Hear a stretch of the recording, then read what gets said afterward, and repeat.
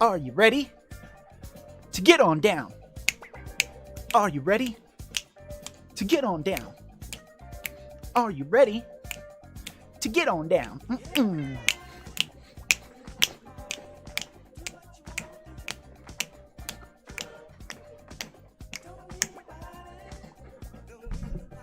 Don't let my doctor see me moving like that.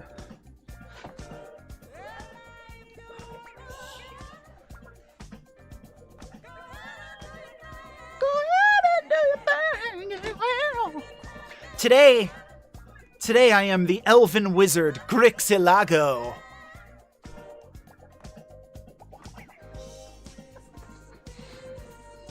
I tried to put the bigger ears on, but they're just outrageous. First of all, who on earth thought that ears go straight up like this? What the fuck? They should be like that. But no. No, they want to be like erect.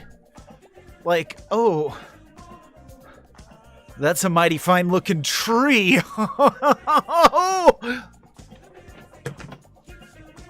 Put my little half-elf ears on again. I'd rather be a half-elf or a vampire or whatever the fuck I am. I have my red robe on. So today I am the elven tutor of magics and sciences for the Academy of Dungeonmasters Emporium Incorporated. You know, if you don't have some kind of headcanon, this whole thing is just pointless. What do I want to listen to, though?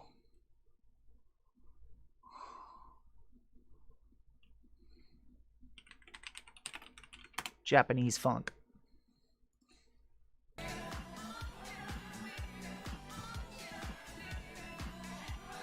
fucking hate this song, though.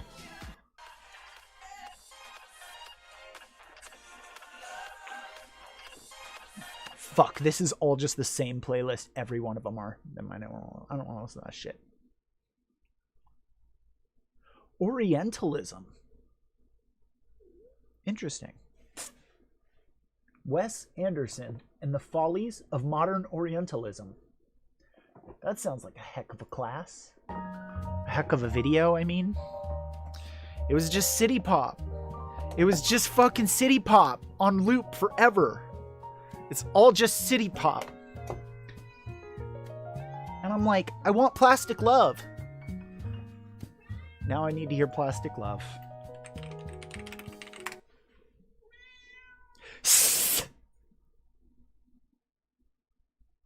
That's what you get.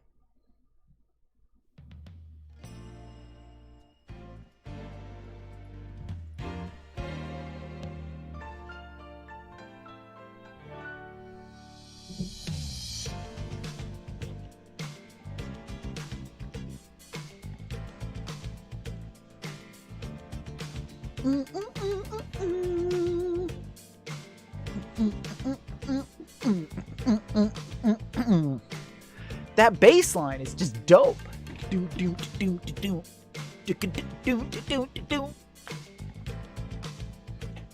Oh. There's a good scene. Did you ever watch The Mighty Boosh? Bob Fossil calls one of them to his office, and they walk in, and he's in the middle of dancing to I Can't Go For That by Hall & Oates. And then he puts it on pause, and he picks up the phone, and he's like, and that's why I can't go for that. And he hangs it up. Oh boy, that punchline to me was everything. Kitty, you already ate so much that you threw up. Shall not have this in the lecture hall.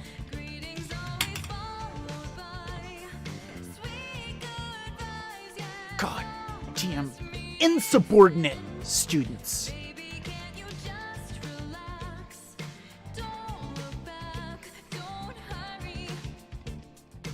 Doom, doom, doom, doom.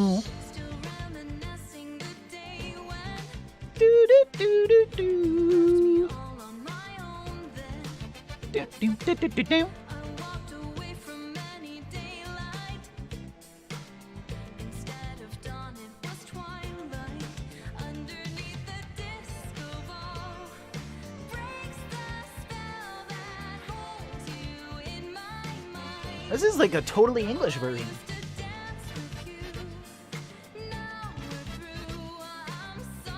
Huh. Bizarre.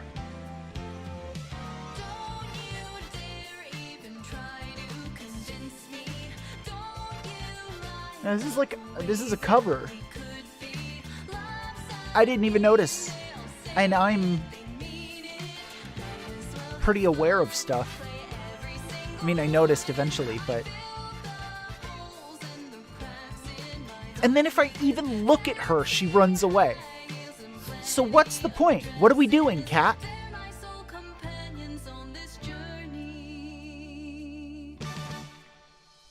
So, Utada Hikari? Was that her name? Utada Hikari? Who did the opening song for Kingdom Hearts, right? So she's got this album called Exodus. Oh god.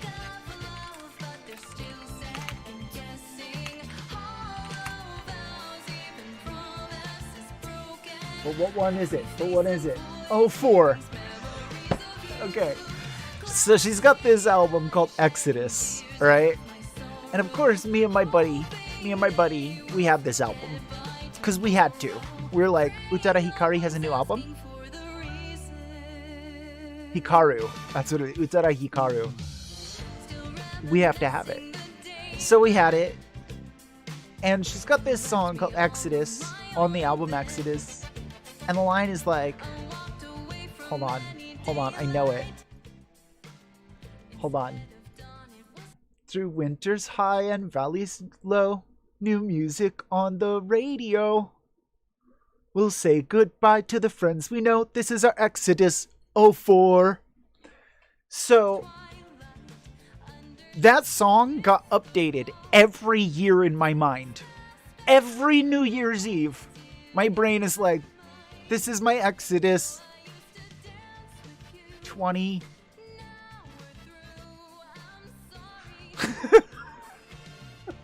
It was 04. How awful. It was a bad album. She was not very good, actually. She had one pretty good song. And that's why they just used it again on the second game. By the way, hello, Beard. Hello, my bearded compatriot. I hope that you've had plenty of mead and grog to be alive. I know it fuels you. Many great company. This song is 8 minutes long. Do do do do do. Jesus. I can't listen to that for 7 minutes, 8 minutes. 7 minutes, 55 seconds. It's just ridiculous. Okay. Man, that's always the best, isn't it? When you're at a funeral and they're like, and now we're going to play a song. Oh, fuck.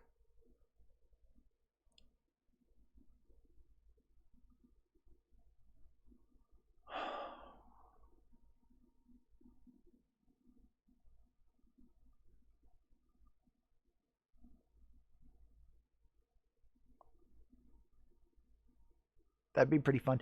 So, I have a request at my funeral. I was told it will be honored. I want someone to hire a mime to pretend to be really sad.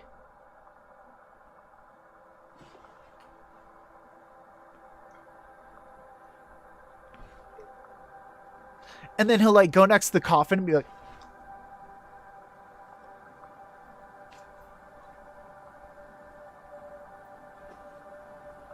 I think that that would be a lot of fun.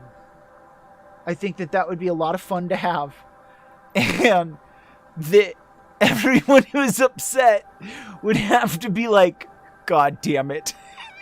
This fucking mime.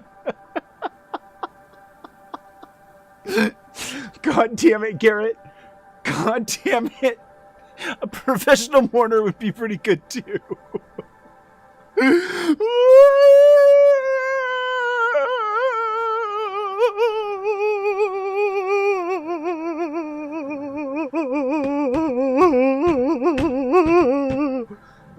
Full. Shit, I can hold that for a while. Maybe I should go into professional mourning. I can do that with my disability. I'm already halfway there. A mime is what is in my mind's eye. I see a mime. I want a mime. Yeah, I want it. I want it on my way out. I want everyone to be like, God fucking damn it. But it was funny though. But it was funny, but we laughed because it was funny. Because death is fucking pointless unless you choose to do something with it, and most people choose to do something really stupid. Like be like, I want you to play Riders on the Storm and make everyone listen to it all the way through.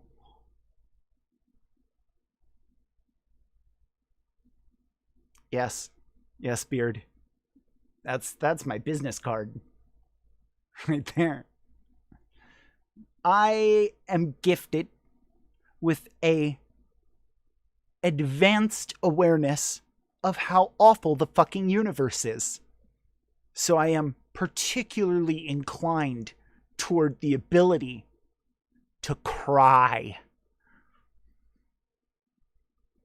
Tears hard for you? Not for me. Everyone's got their talent. Me? I could just cry. I could just do it. Oh, fuck.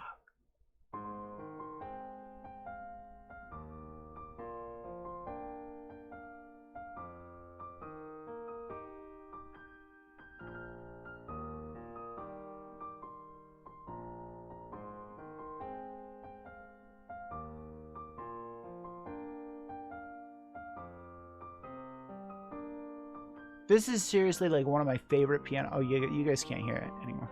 That's fine. Fuck you. It's Dearly Beloved from the Kingdom Hearts soundtrack. Speaking of Kingdom Hearts soundtrack, God damn, it's good. Oh, you can? That's good.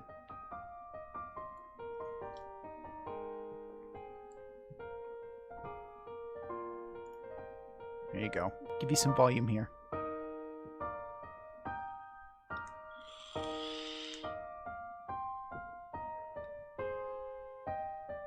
There's so much meta information in the score. Like in the opening theme, not the God, what is it?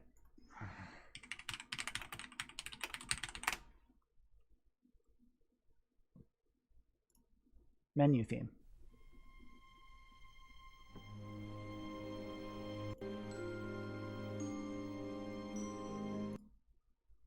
Nope, that's not the one.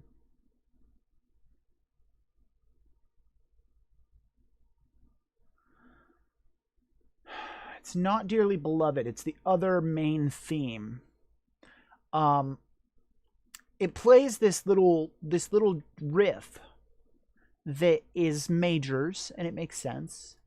And then it plays the same riff again with like the minor choices that would have been made if this was a song written in Asia. Like, it's really weird. The way it's composed is very much a synthesis of like Asian and Western musical styles, which was the concept of mixing Disney and Squaresoft. A lot of cool shit in there. Did Nobuo do that one? I can't remember now. No. Shikamura. Or Shimomura? I don't remember if it was on Diatonic.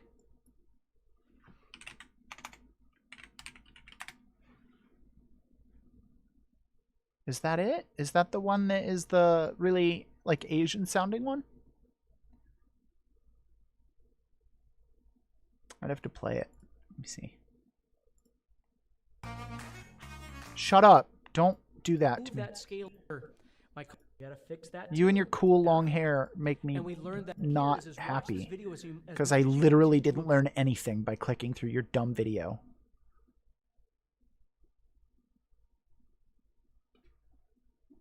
I don't know.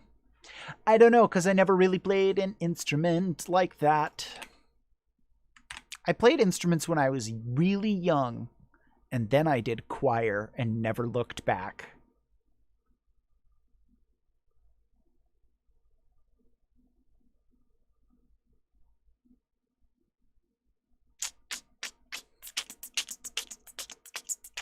Hey, Ruth Bader Ginsburg died. That sucks, huh?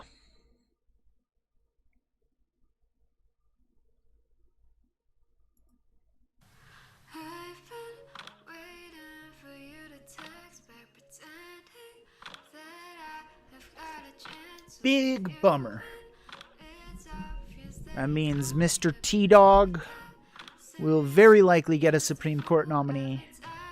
And very much unlike the Obama era, oh, we can't approve someone this close to an election.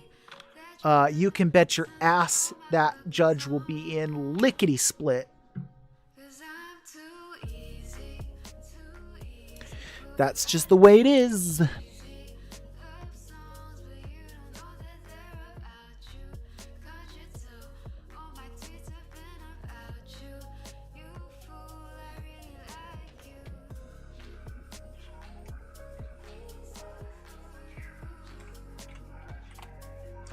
Do do do do.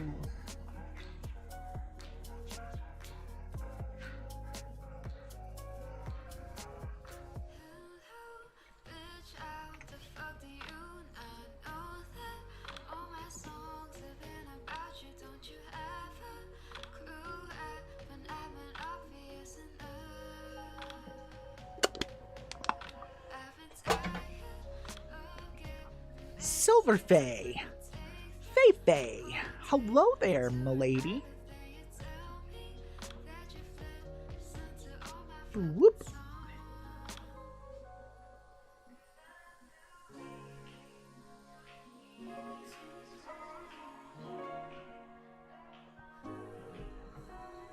How are you? You've been missing for a while. Has it just been the job consuming all your time? Good and bad, if that.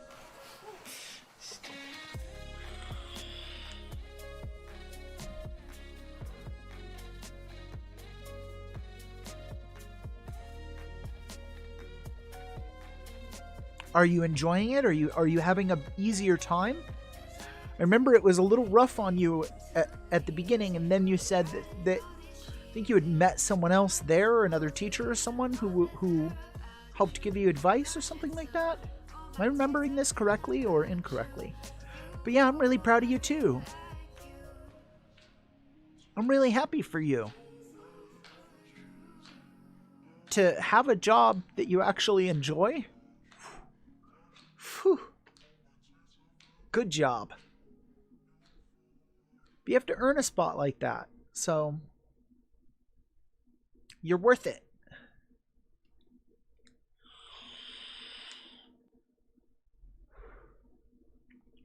Drama's always gonna happen. Shit, girl, I have drama in this job. People find ways to bring me drama. They bring it to me. They ship it my way. Was it work drama or personal drama?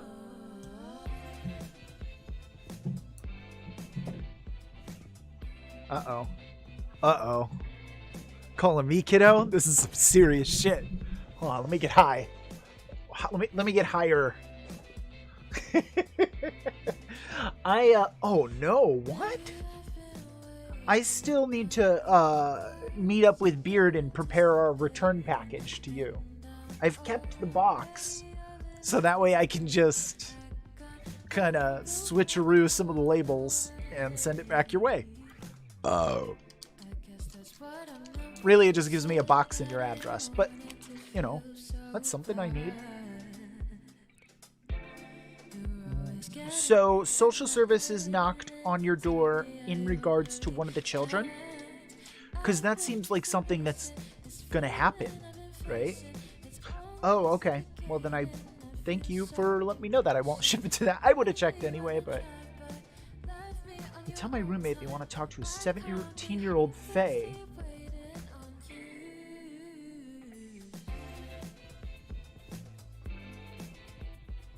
Oh, so they knocked on your home door. Yeah. What the fuck?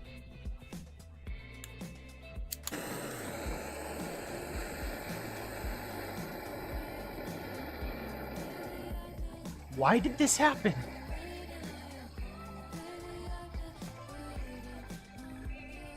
Yeah. She sounds like she's 12, but she's not.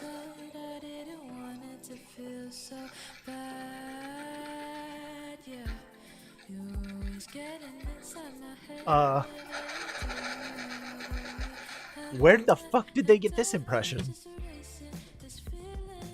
They find your role-playing and took it too serious.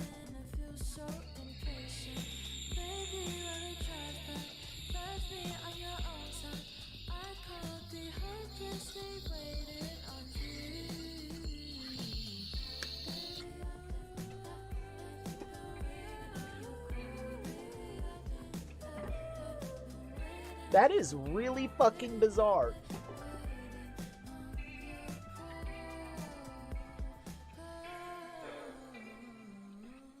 So someone who,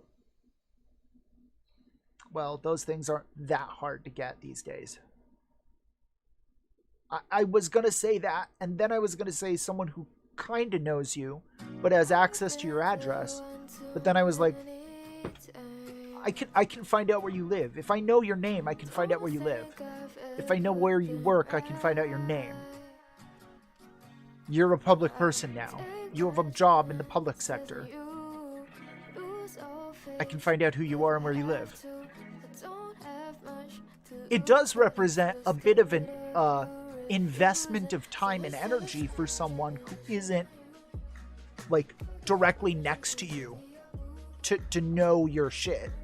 You know what I mean? Like, but I almost feel like that's more likely that someone who you barely know is obsessed with you, rather than someone you do know is secretly trying to undermine you. You see what I mean there? How it would have to be one of those two, and like, if it's someone who knows you and knows where you live, and you know them, I feel like you'd know if they were trying to fuck you.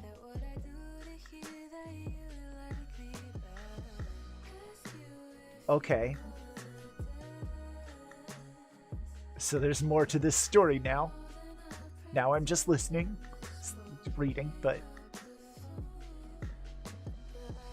The fuck? You don't fucking ask me questions, bitch.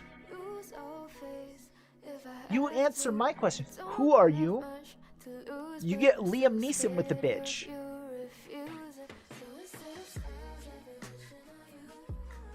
Who are you? Where have you taken my daughter? Who the fuck is she, and why did she do this? You didn't get that from her? Who the fuck are you?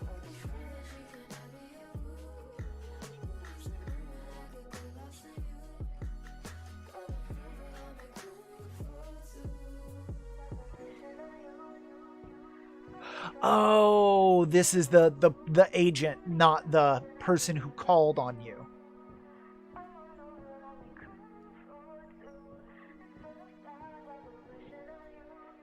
Got it.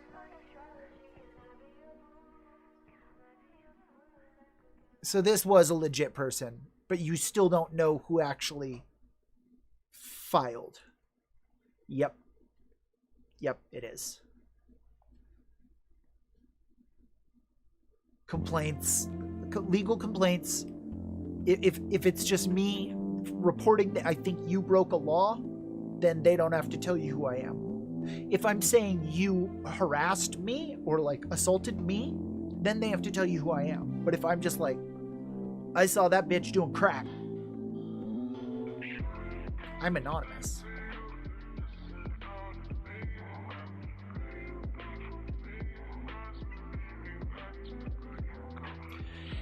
So that becomes really tough.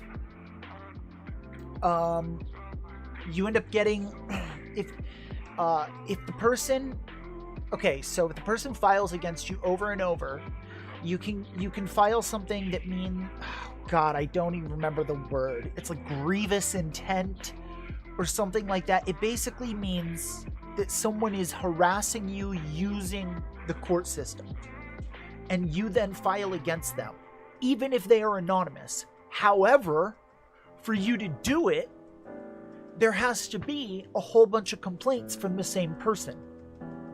So, and I'm talking like a lot, or the same complaint over and over. Then, yeah. I mean, I can't imagine that the same person could file on you twice for that. Most of the times I've ever dealt with this was someone saying it was like noise, a smell, a fire, like some random shit that's a temporary thing. Not like, I think this person is an illegal immigrant, underage, a false identity, whatever the fuck, that's a permanent kind of thing. Affects my mental health in any way. False accusations and affects the reputation I consume. Make a complaint. Get the cops into this. Yeah. But wouldn't, so then the first step of that then is, if you won that case and said the person is using the court system to harass me, then they'd give you an injunction against harassment. And the person basically, it's exactly like a probation, or not probation, restraining order, basically. They're not allowed to go within a certain distance of you. They're not allowed to initiate contact with you. And you, in Arizona, here's the real fun one. In Arizona, you can choose to say,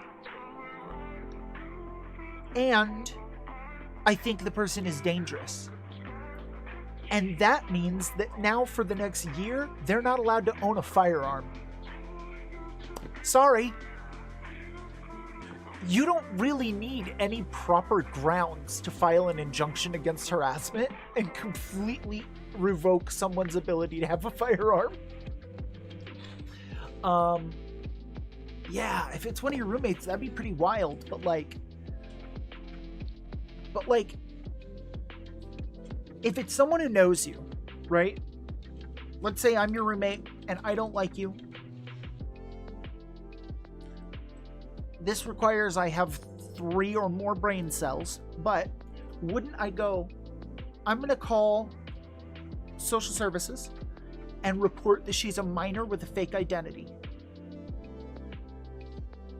What will happen? What will happen?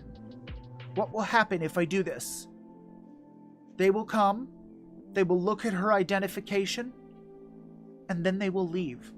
What did I accomplish? So I feel like if it's a roommate, then we're looking at a very certain set of motivations, right? Like get her to move out or something like that. In this current case that you're in, like, how has it affected your parents?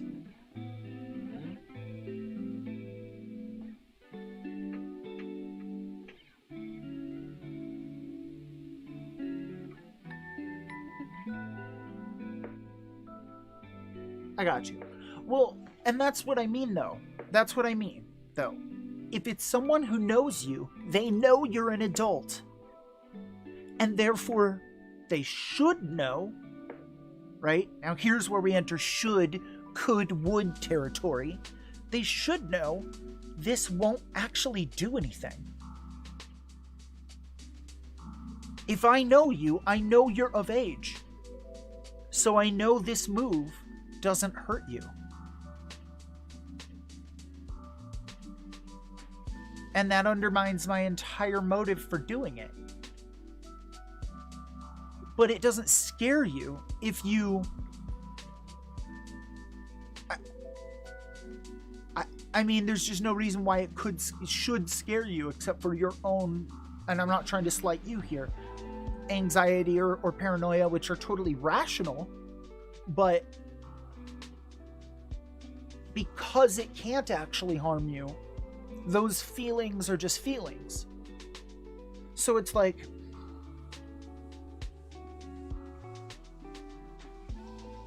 maybe. I tend to overthink these things. I tend to think people are smarter than they are.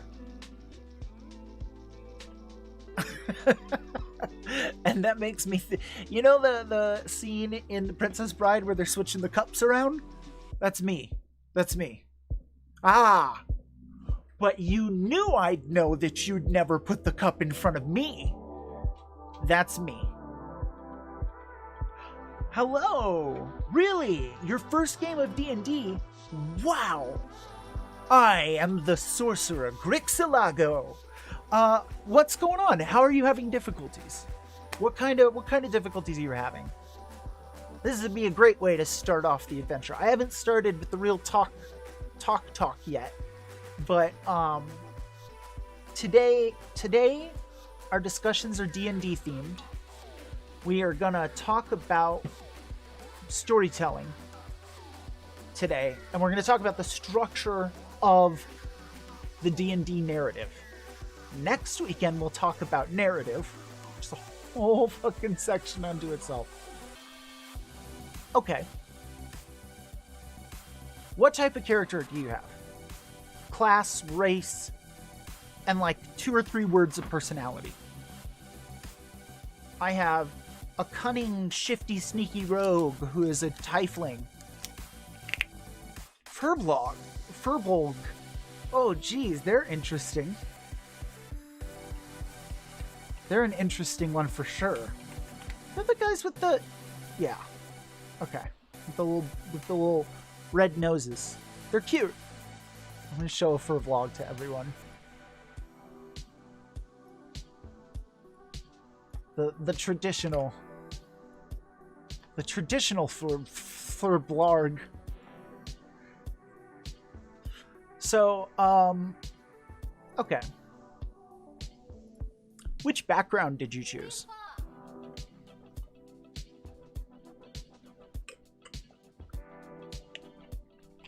Her. Okay. Shy, blunt, calm.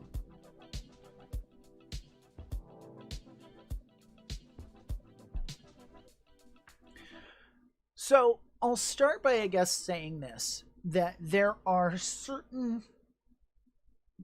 Okay, in real life, right, you put a bunch of people in a room. How many of them are going to be loud and social and have something to say all the time? Not the majority.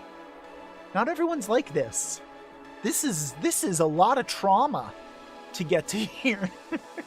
So you've chosen shy, right?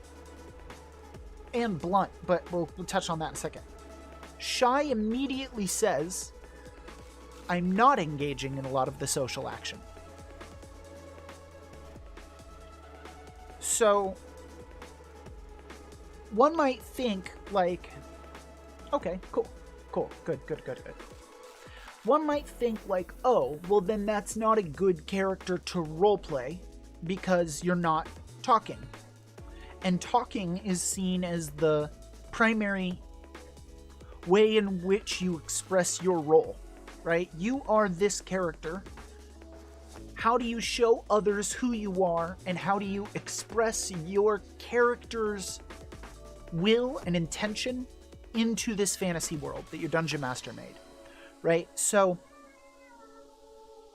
hey, this is my familiar.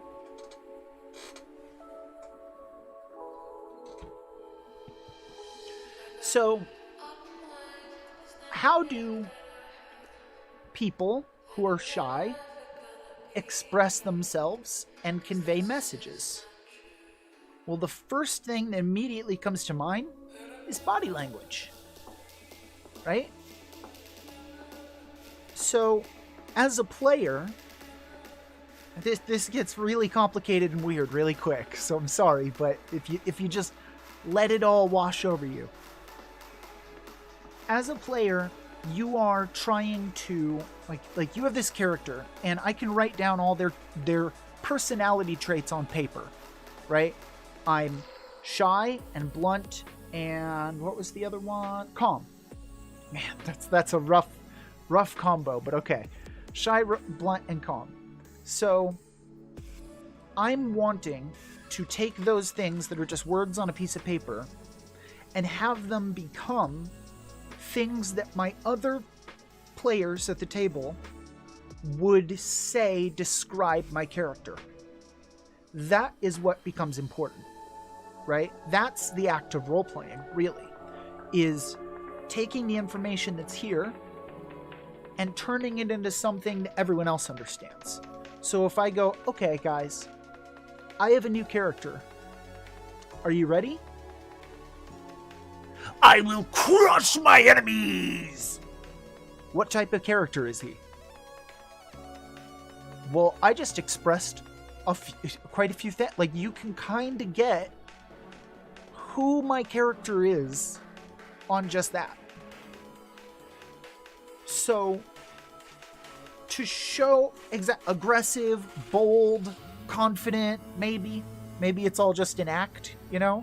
Maybe he's secretly terrified and that's just how he deals with it. But those are things that would come out later, right? Okay, so if I'm trying to express shyness as an attribute about my character to other humans in a room with me that are playing a board game, right? Then I have to tell them the things that they would see about my character that would express those things. So, any given point, I want to... Okay, shelf that for just 1 second. Over the course of a game of D&D, it is a good habit. I'm not going to say that it's like the way to play or anything like that, but it's useful, even to the Dungeon Master, to play in such a way where you are constantly updating the table on what your character is doing. So, alright, you guys see the cave on the horizon. As a Dungeon Master, what I now want is for each player to be like, I pull out my spyglass and start looking. I start gathering berries. I start preparing my spells, right? Cool. Then I update you. The result of what you did was this. Then you update me. And we play ping pong like that. Here's what happened. Here's what I do. Here's what happened. Here's what I do. So, anytime your Dungeon Master is like, a man approaches you, he's wearing a feathered cap, and he's singing a song in a strange accent. Your job as a player now is to tell me as a DM how your character is shy. Oh. My character blushes and kind of tries to divert my eyes away from this very loud figure. Are they being very loud, or are they just singing like at a regular volume? Oh, they're being very loud. Oh yeah, okay, my character doesn't really like loud noises, so as they approach, I'm gonna kind of like step backwards a little bit. So, you as a player and you as a character have to be two different things, especially if you're trying to play shy.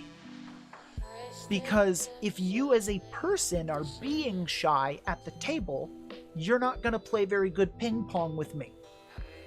I'm going to say, you walk into town and this is what you see, and you're going to go,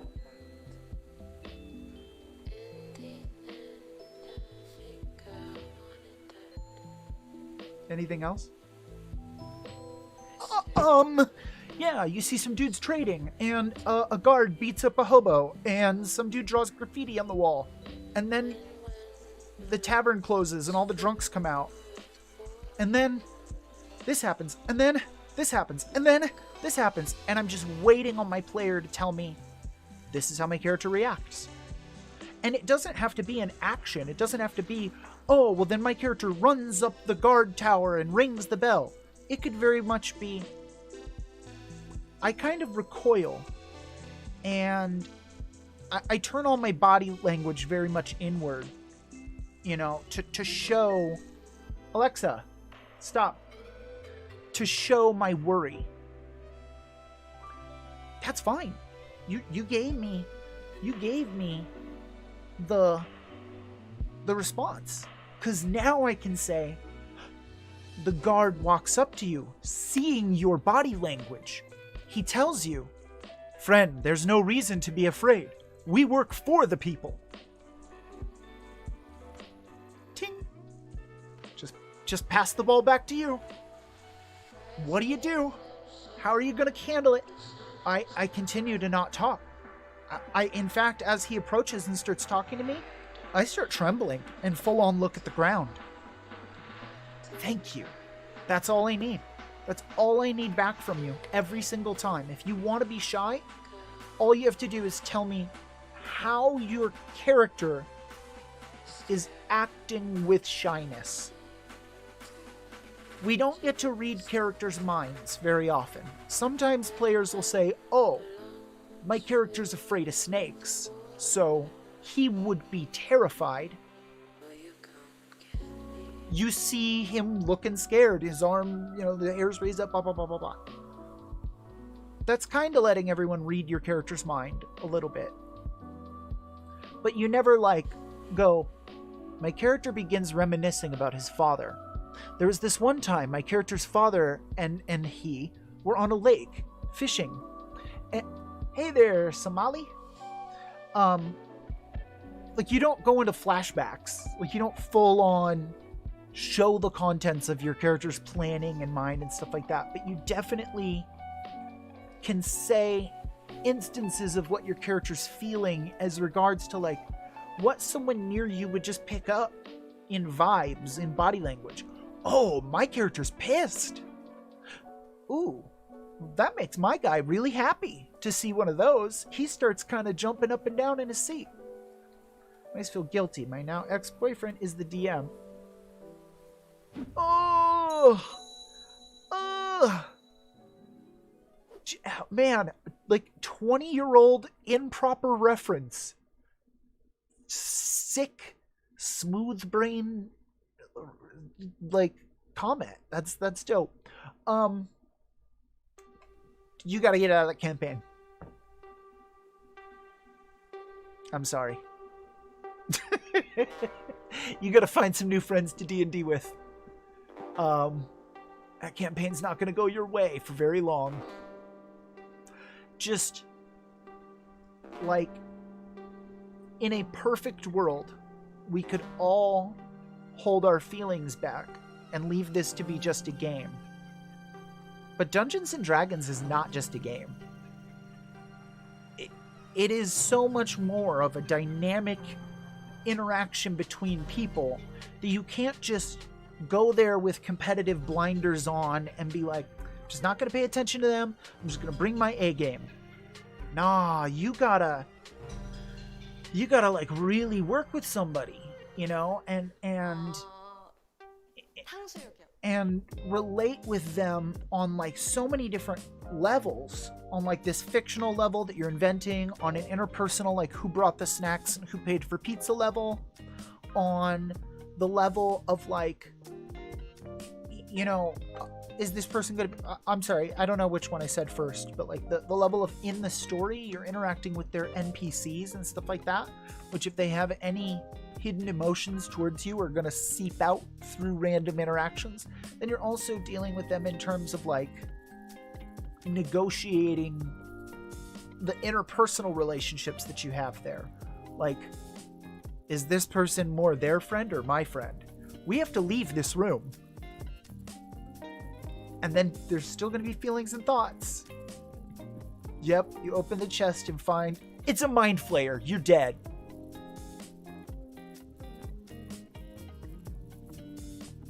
Dude, Somali, did you guys just get that movie there or what? I know I'm really, really good looking. And some people confuse that for me being a movie star. But, like, Jack Sparrow didn't look like a fucking elf wizard, dude.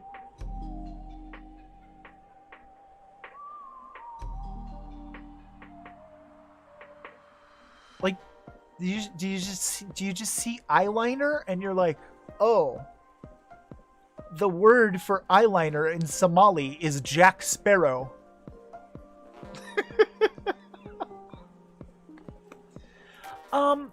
That's really good, Wemma. That it wasn't messy. I hope for your sake that you don't do the like, oh, but we're still hanging out. And then it was just me and them left over one time and we kind of hooked up again. And then we were going to work it out. But then I had already hooked up with that other person when we were broken up, or they did. So then it didn't work out. And D&D's tomorrow. Good. Stay clear of all that. You don't want that nonsense. Good. That's the best line ever.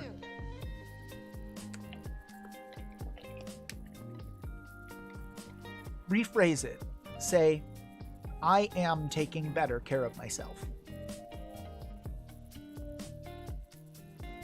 You don't know you should. You just are.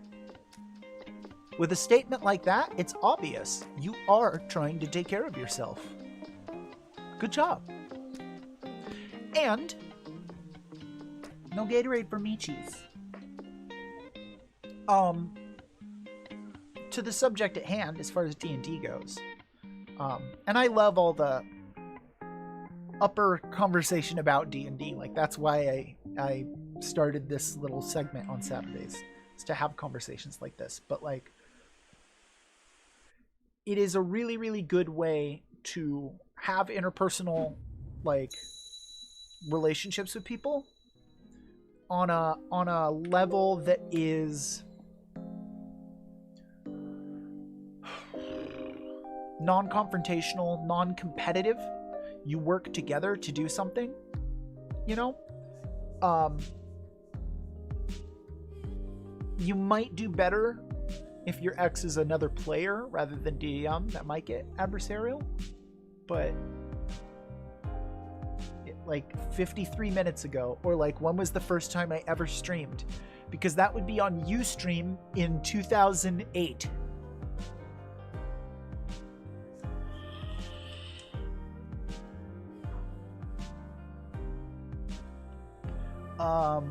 The ye olde days.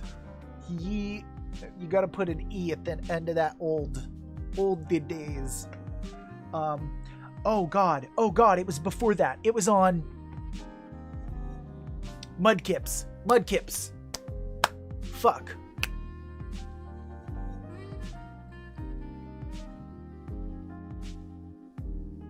Fucking Mudkips. That was the meme at the time. You'd go in and you'd talk to people and you talk to girls about Mudkips. Absolutely, Wemma. But, you said you're not a shy person in general. It's hard for me to play shy characters. Or, like, I've tried to play, like, you know, orc barbarian. And I'm just not, I'm not like, let's charge in and crush them. I'm a wizard thinker. I'm like, wait. What do we got around here that we can use or move or jostle with magic or something? So all of a sudden my barbarian becomes like this weird, savvy, like, I want to say Monster Hunter, but not the game Monster Hunter. Like carries a bunch of different weapons, almost like a Van Helsing kind of guy. Like, is just like it becomes the walking toolkit and also muscles, because I just can't let go of certain personality traits. And the more you experiment with different roles, the more I think you end up finding your favorite way to roleplay. So I definitely like encourage trying out different personality traits all the time. I have I went through and found as many lists of personality traits as I could, and I put them in a spreadsheet.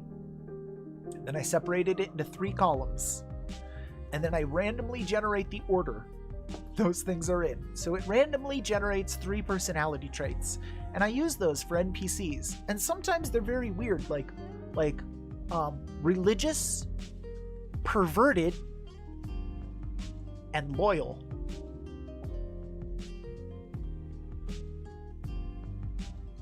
Okay, I can do this.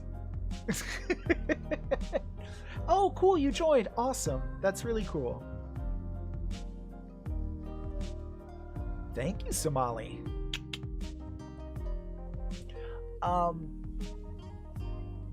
Yeah, it's hard to play shy or stupid characters. I can't do it.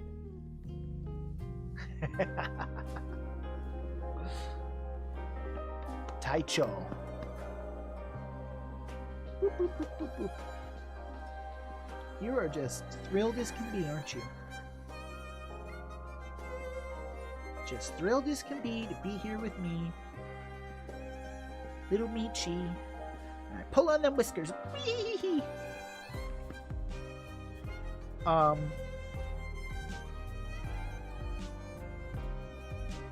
Let me look at some stuff.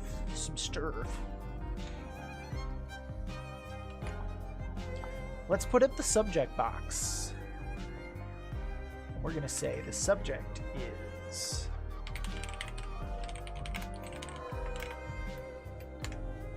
structure, right? Structure.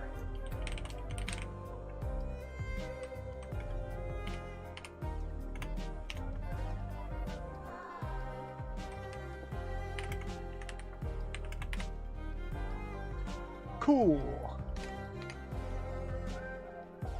Womp, womp, womp. Too big.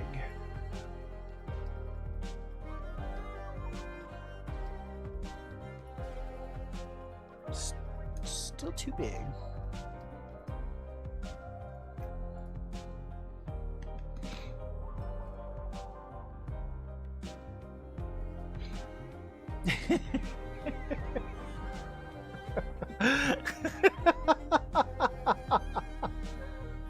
Ah, that was silly and good.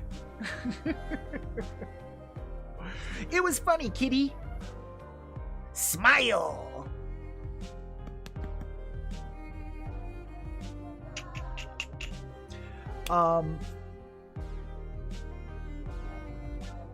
It came out of Dungeons and Dragons. Okay, so on other nights, on other stream sessions, I stream dressed up like a vampire.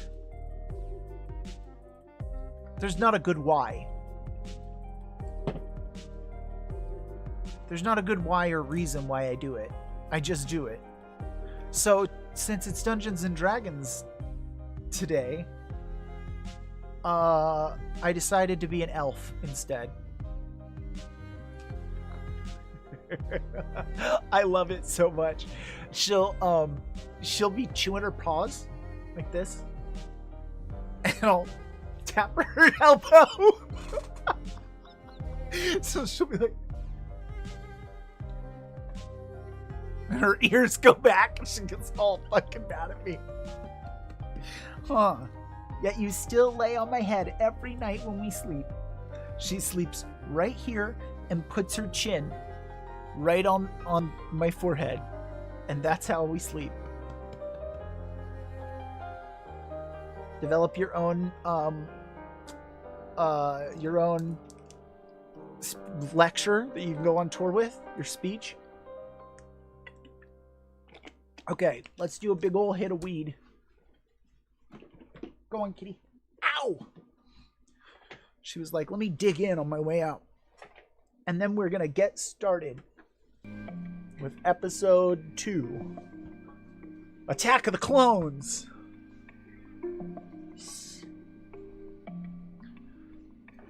And Jar Jar was there, and so was the guy from Train Spotting.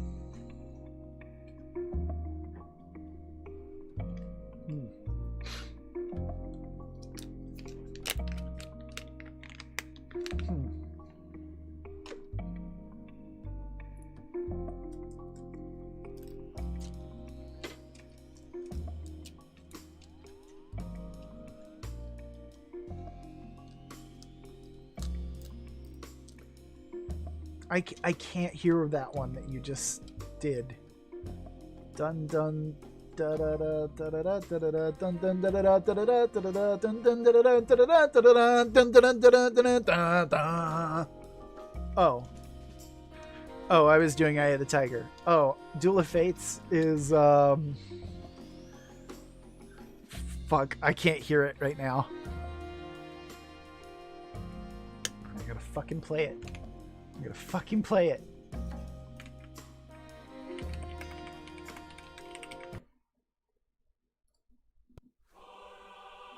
Da, da, da.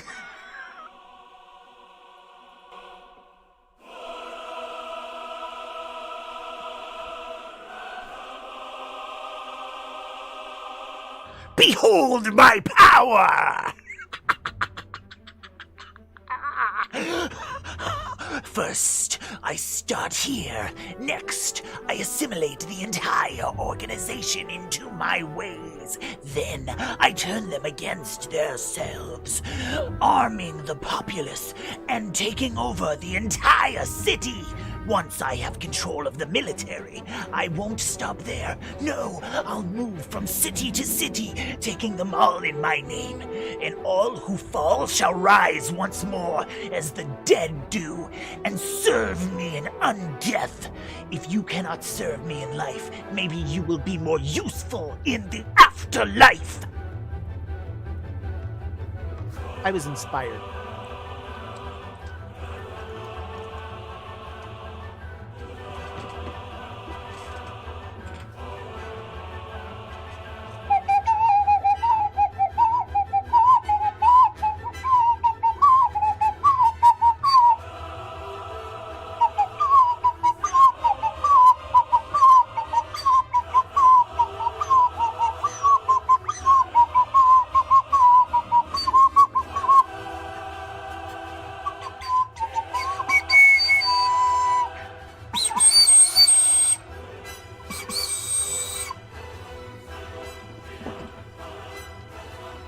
Next time you play D&D, play a bard and bring one of those. And never get invited to D&D ever again.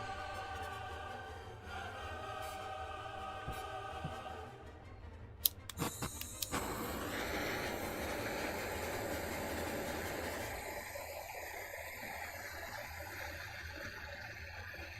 have a hair stuck in my mustache. I shall not stand for it. Obey me, hair! Don't forget who made you. Better.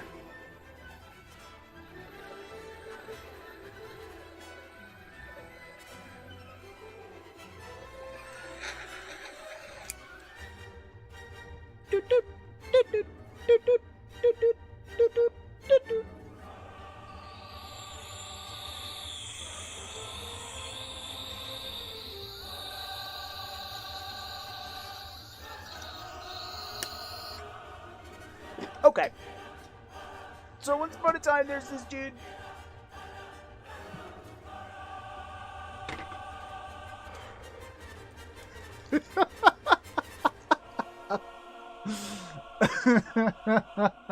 All parts of my body are my subs, except for my brain. Kinda. Some of us do. It is wax. So you heat up the little bowl, take a little wax on the end of the dabber, and you touch it in there, and it instantly turns to vapor, and you smoke that. So it's kind of akin to using a vape instead of smoking cigarettes. You are doing a huge hit of vapor instead of burning a bunch of weed.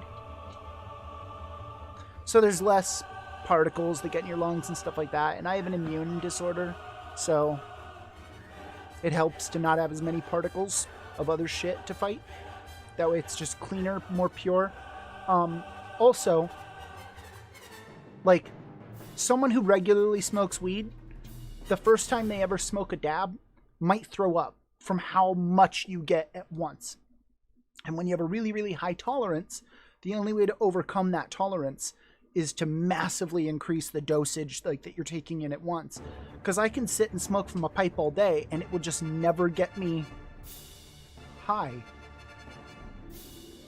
I still like the cartridges, but they're expensive. If I could figure out how to turn the wax into the stuff in the cartridge, I'd be really happy. Oh, and you're a girl? You want to get married?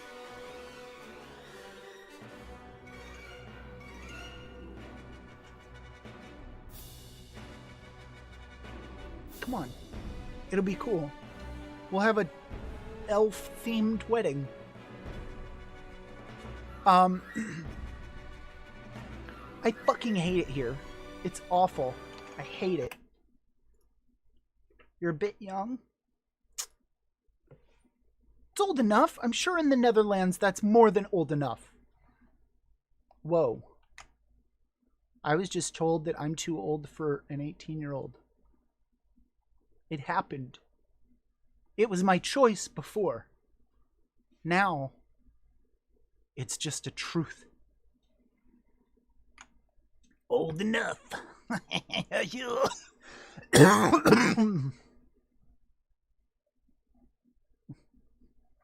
Too old. Too old for you. Yeah. I'm 33. I am a 33-year-old boy.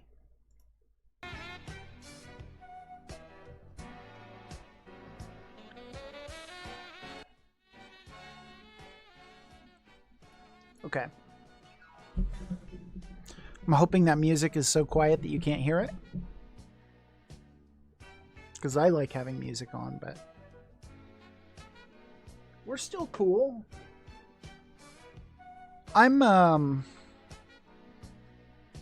Ooh, I've been 33 for 300 years.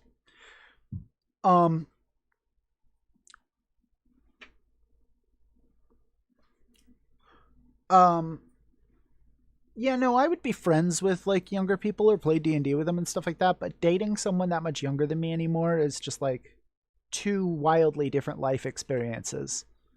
Like, we're just both going to be interested in totally different shit.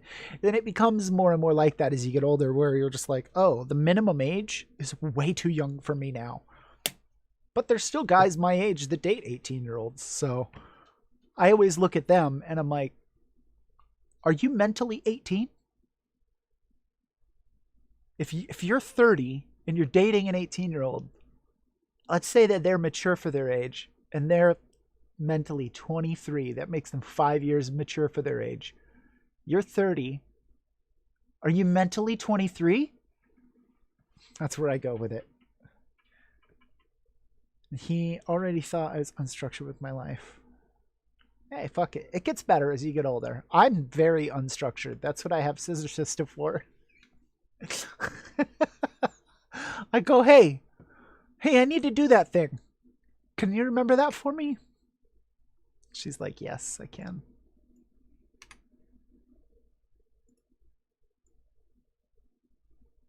Okay.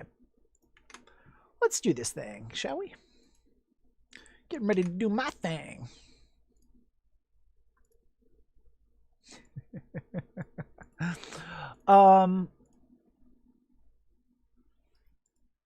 Pew. Okay. We are live and we are recording, and my cat's going to come say hello. Today, we are doing Dungeon Master Class Episode 2. I am Count Howell. Welcome to Dungeon Master Class. Today, we are going to talk about structure. The structure of a storytelling or role-playing experience. A lot of this is English 101, Communications 101.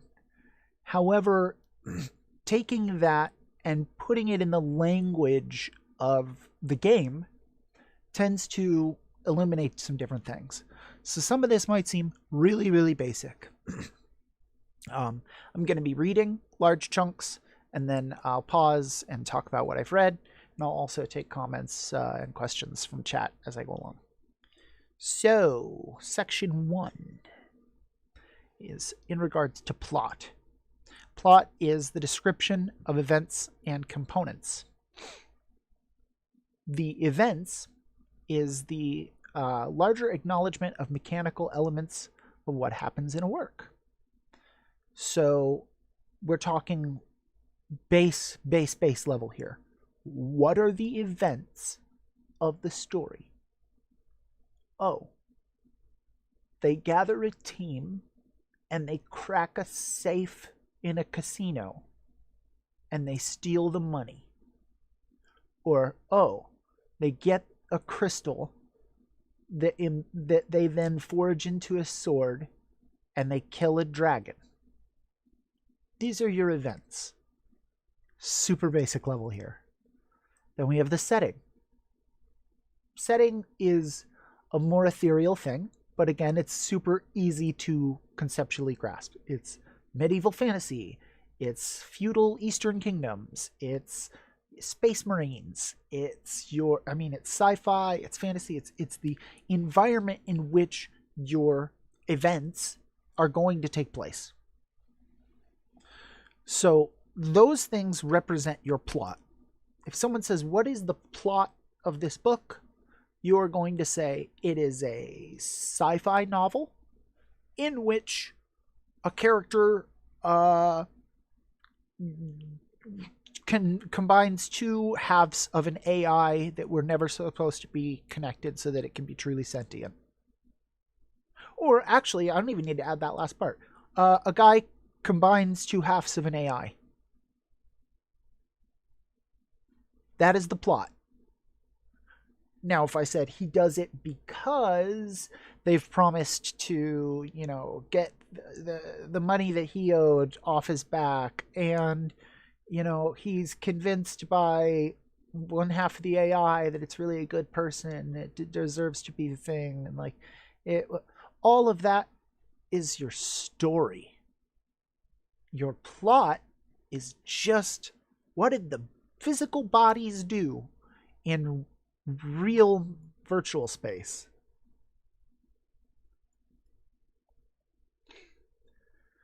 So, continuing on what story is, you have characters, which are the people in your story. We can break those down into 3 sections, though, because we are talking specifically about role-playing games and storytelling. So you have your players. They are primary participants in the shared story that you're creating. Let's see. They behave as actors inhabiting the lives of the characters whom they portray. They also act as the primary audience of the storyteller's performance. The players improvise interactions with the storyteller through the course of the game. And I think an important note there is that they act as the audience to the storyteller's performance. They also act as audience for one another. So your players are both performers and audience member simultaneously. Then you have your storyteller. This person creates, performs, and judges the game and the story. They take on any other role necessary to convey the appropriate response for the players from the known elements of the game. This could include performing as any other characters or reading and inventing descriptions of physical occurrences and places, which would mean like, you walk into a room, you see that there's mold growing on the wall, there's a torch flickering on the wall, there's a puddle of goop on the floor. That is part of the Dungeon Master's job or the storyteller's job. Portions of dialogue or script may be prepared ahead of time, and delivery can either be rehearsed or improvised. So I might write the big bad guy's speech, and then when it comes time, I am reading from it. However, leading up to that speech and immediately after, when the players are interacting with the bad guy, I am improvising. So I switch from improvising into scripted and then back again. And Dungeon Masters, storytellers are constantly doing this switch back and forth, back and forth, back and forth. And obviously the content that they are performing could be entirely original and OC, original content, or it could be from a book that was pre-written, or it might be a hybrid of the two, which is usually going to be the case, because if I am reading from a book, there are going to be interactions that the book could not account for and doesn't have a dialogue tree for. Now, I'm going to have to make up the connections there, and I'm going to have to make up the descriptions there. So immediately I'm forced back into that role of improvising. So that's a really important thing in the storyteller's arsenal, is the ability to improvise as well as perform scripted dialogue. And as I said in the fundamentals class, a good storyteller, a good dungeon master is going to rehearse scripted elements. If you know you're giving a speech, rehearse it. Know if it sounds stupid. Know if it conveys the idea you want it to. Things like that. The last section of characters in this story would be non-player characters, which are anything that is not a player, but is also a character. That's a non-player character. They are entirely controlled by the storyteller. Even things like when a player has, say, an animal companion, they either they control it and it basically is a player, or you control it. It is a binary. There is no real in between there. I mean, sometimes you can take turns. You will say that their animal is scared and jumps back. They might send their animal into battle later. But it's a on-off kind of thing.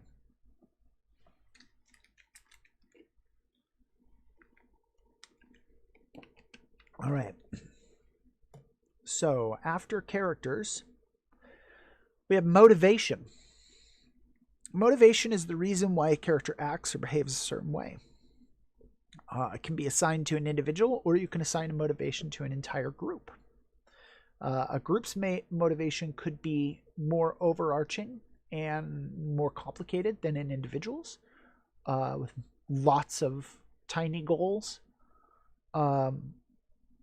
with also a greater drive or purpose, uniting all the people with their goals. A lot of times the people who are part of an organization will derive their motivations from that organization. So I get gold for the necromancer. Why? So that he can become a god. That's why I do a thing. Whereas his individual motivations may be, I want to please the necromancer so that I am not killed. His group motivation could overpower his immediate individual motivation and vice versa.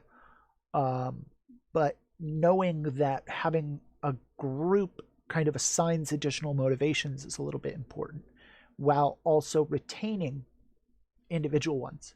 A lot of times storytellers and dungeon masters will make every member of an organization basically loyal to a fault, or loyal and ignorant. I obey the master, but I don't really know why, and I don't really know anything else about the plan. I just guard this room. That's pretty weak. That's pretty weak. You can use a simple sentence for every motivation for an NPC. You know, I like to have free floating information when I dungeon master, so I might keep 3 or 4 motivations like of different types written down, and the guard you choose to not kill happens to be the one who has a motivation. The rest don't. You know what I mean? I just have one motivation that I'm going to assign to the first person that you start investigating, if they don't really matter. Just to fill them out, just so that they feel a little more realistic, other than I guard the place because that's what I do. I'm a guard. You know what I mean? They guard the place because they're paid to. What do they want to do with the money? They have a family. Can I pay them to not guard this place? Can I threaten their family? This opens new avenues for the players if you have established motivations for each of your NPCs. So that takes us into storytelling. This is going to have a few different sections.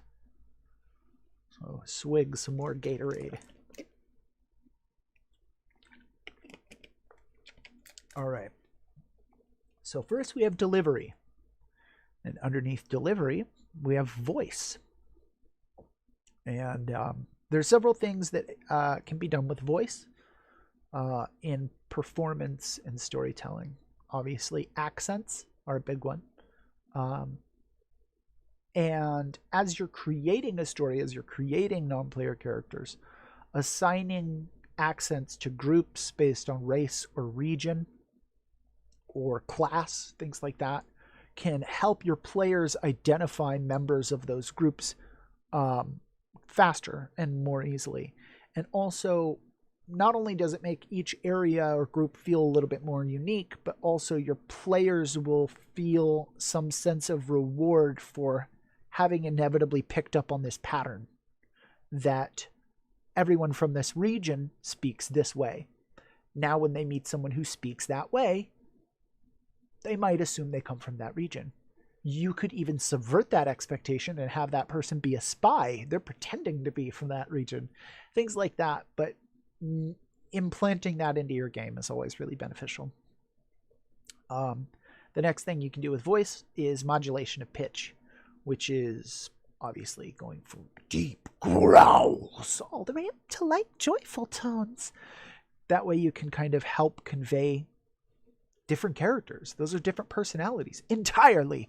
No one ever would believe that such a thing could come from a person like me, although I'm ready to say whatever I have to.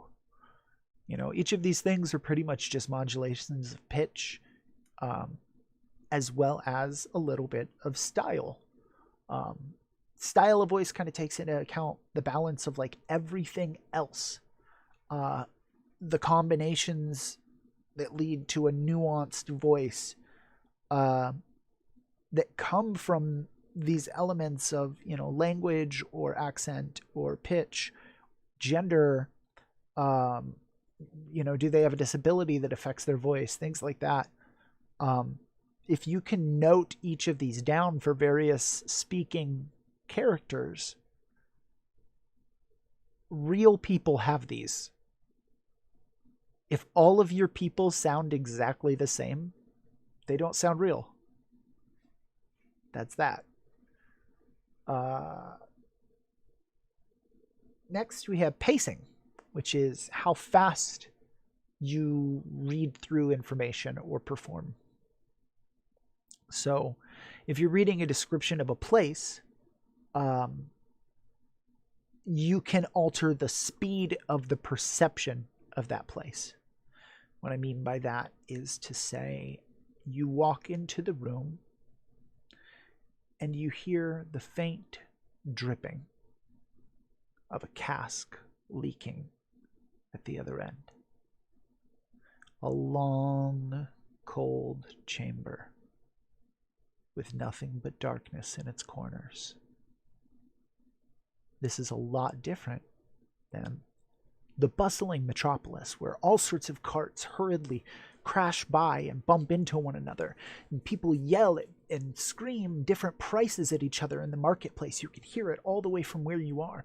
Guards have to keep a constant eye on everyone as they pass by because everyone's just moving and dodging in and out, weaving through one another. These are totally different places and can use totally different paces in describing their imagery to lend the imagery a feeling of time.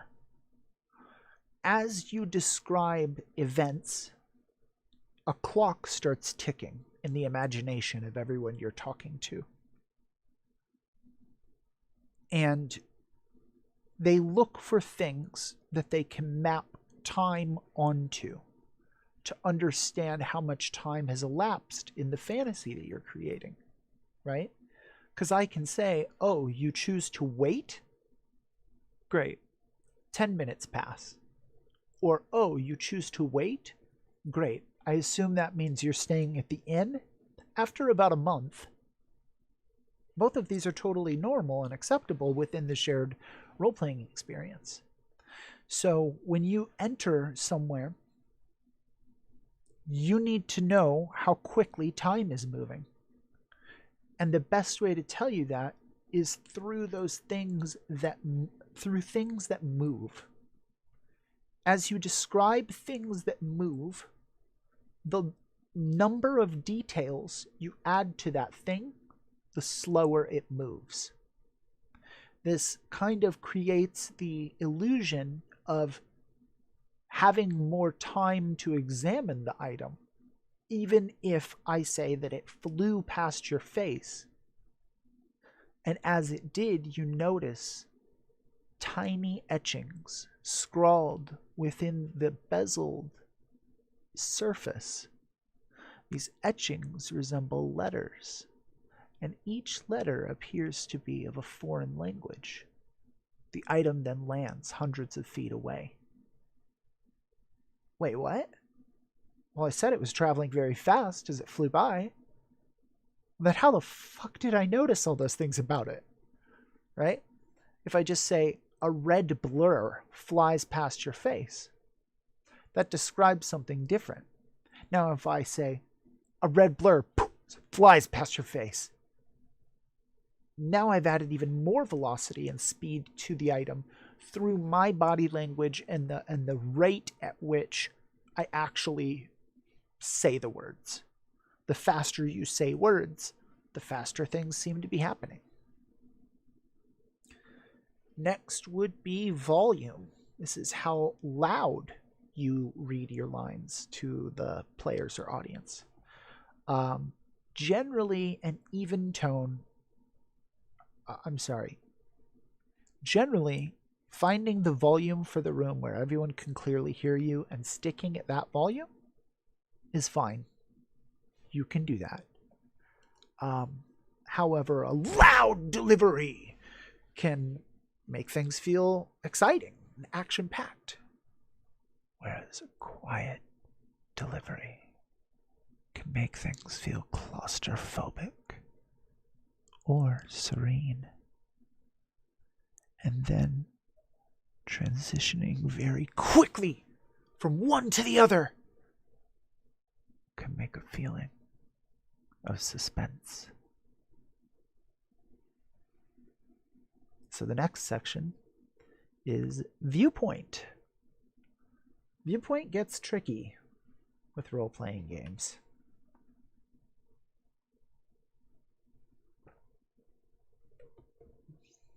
So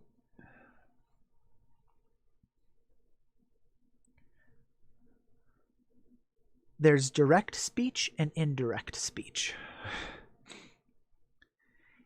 Indirect speech is how you convey the content of a question or a statement without actually quoting it.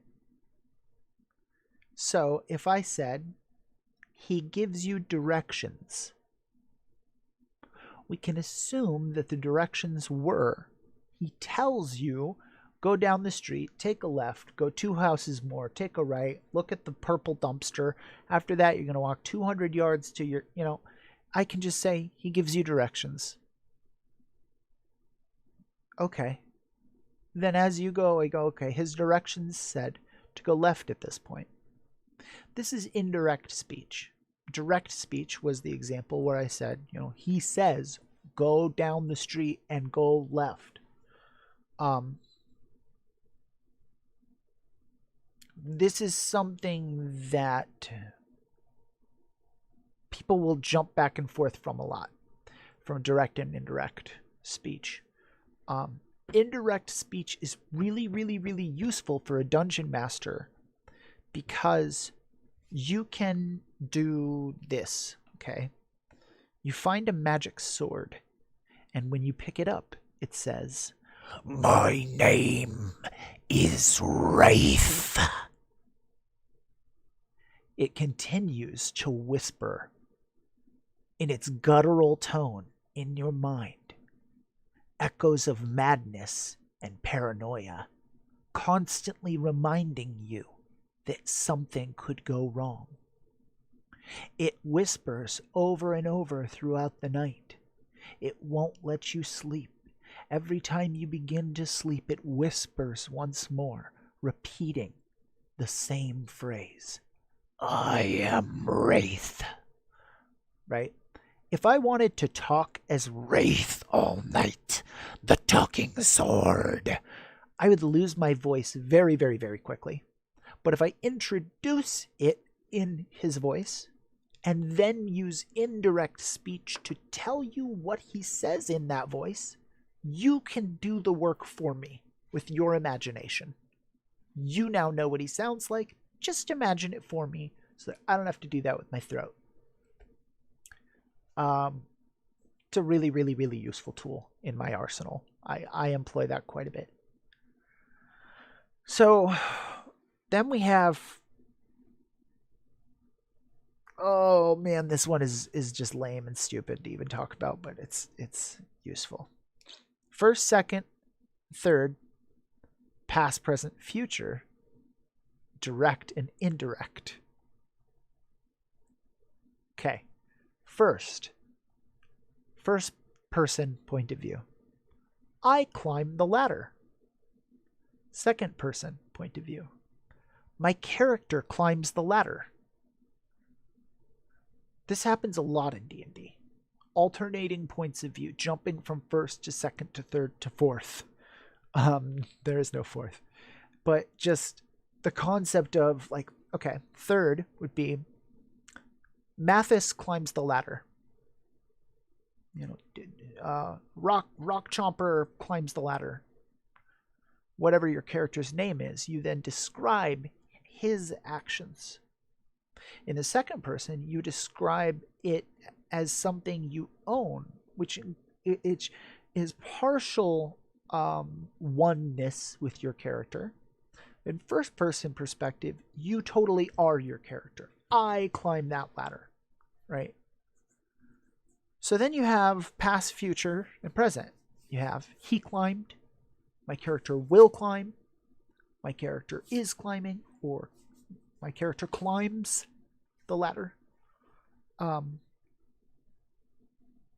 Most of the time in D&D and other role-playing games, you're going to be dealing with future and present unless you're arguing about what happened.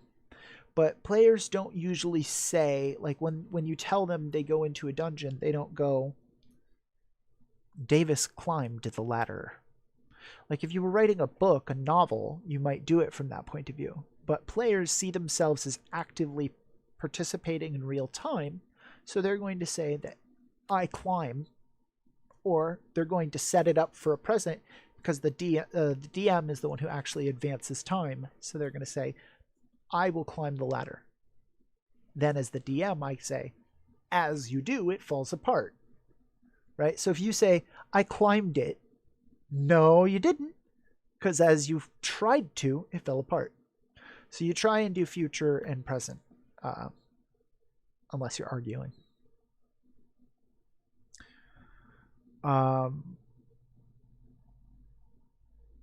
Then there is the the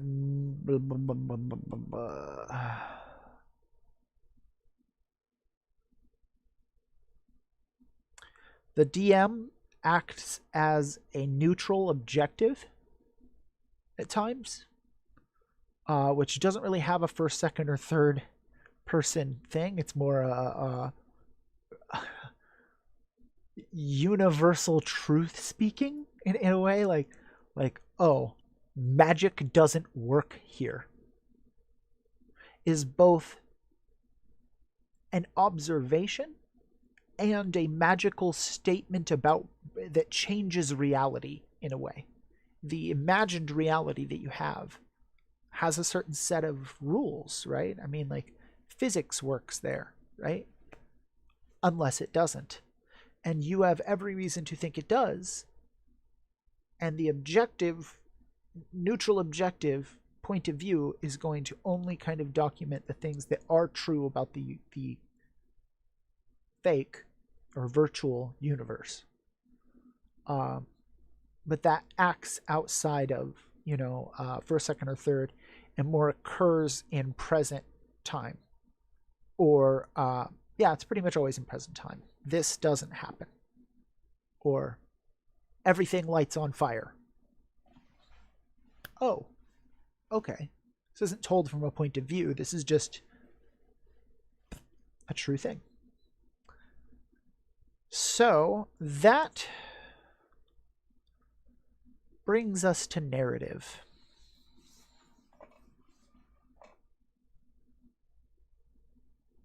Let me think for just 1 second. Reading what I have written here and thinking.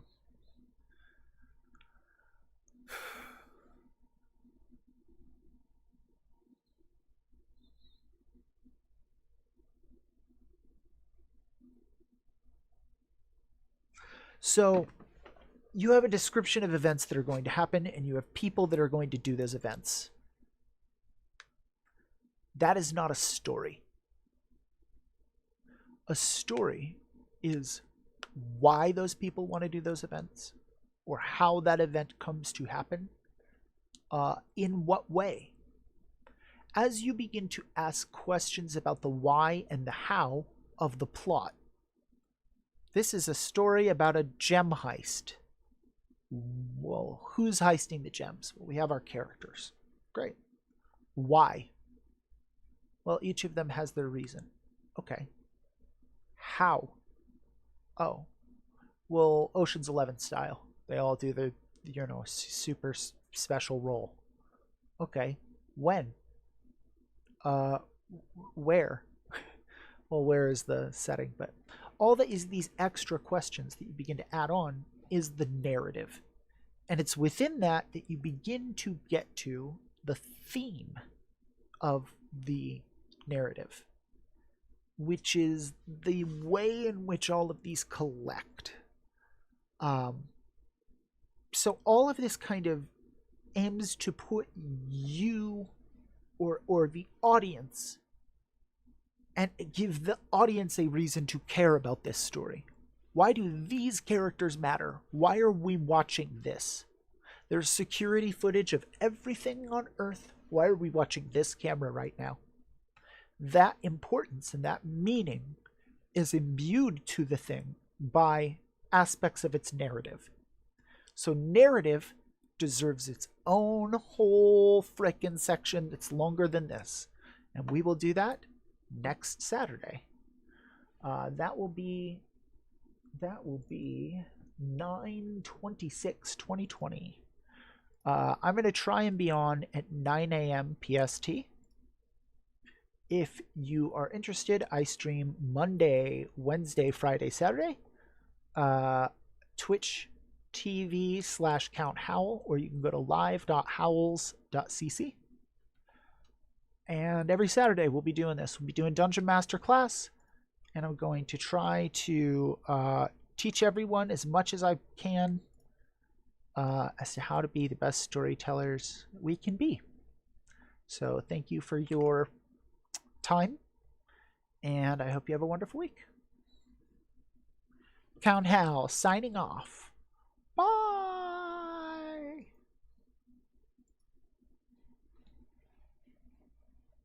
Came in at a clean 30. A clean 30. That section is really dry and boring. I thought we were at narrative already. We're not. We are now. We weren't. But hey, it's still good to know. Thank you. I like that. I like that emoji, sister. It feels very much like that. I feel like Clippy should be here somewhere.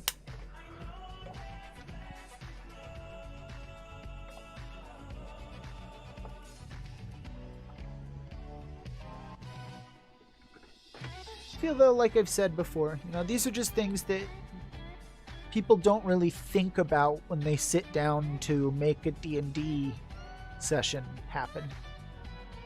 You know, they, oh, look, it's Clippy. It's Clippy.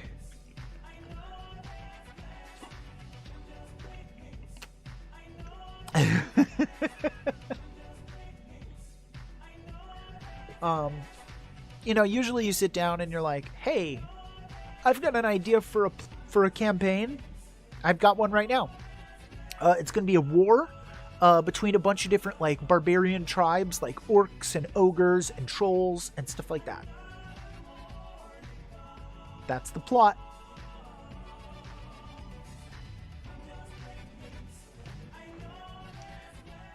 Then there's the narrative. How is this told? Why is it interesting? You know, and that stuff will be discovered by the players as we go through. But thinking about different characters or settings in terms of how you want to deliver them is, to me, really important. You know, beyond just writing the setting, beyond just thinking of what it is, I want to think of a cool way to get that image from here into your head. And I know that that's done via magic tricks, not via just reading. There's a gray door, and there are gray bricks, and there are shadows, and there are spider webs. A gray door opens to an even more gray hallway aside from the shadows creeping from the corners, where only the silver glint of spider webs emerges. Two totally different fucking things now. Whoa, cool. You know, so that's, I don't see enough people doing it good. And then you see people like Matthew Mercer, who's doing it. He's just doing it. He's just doing normal. And everyone's like, oh, he is God tier. I guess. Shit. It's a fucking squat pyramid. Meaning it's very wide on the bottom.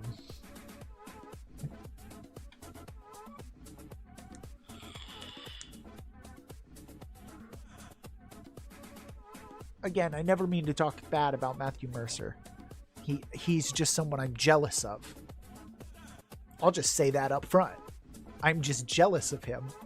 And on top of that, I'm not going to say I'm a better Dungeon Master, but I'm just going to say I don't see him as like some fucking legend. He doesn't bring a puppet show with him every night. You know what I mean? Like, he doesn't...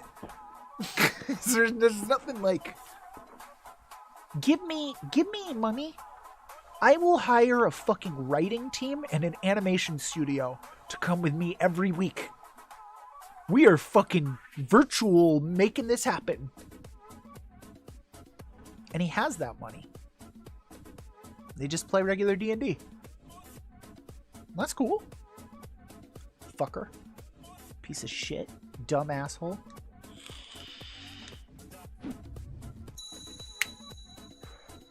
Hey, look at that. Wemichan, I don't know if you're still in the room, but our wonderful beard, and I haven't done this in a minute, has gifted another sub. 72 fucking gift subs. On top of his tier 3 sub that he has maintained for almost a year.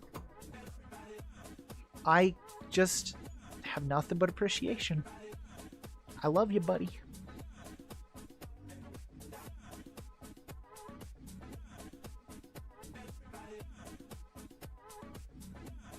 I love you, buddy.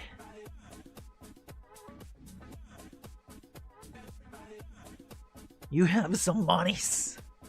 Some monies. The government stopped giving me money this week. Well, they give me some, but it's not. It's $100 a week. That's my weed money. Hey, insurance won't cover marijuana?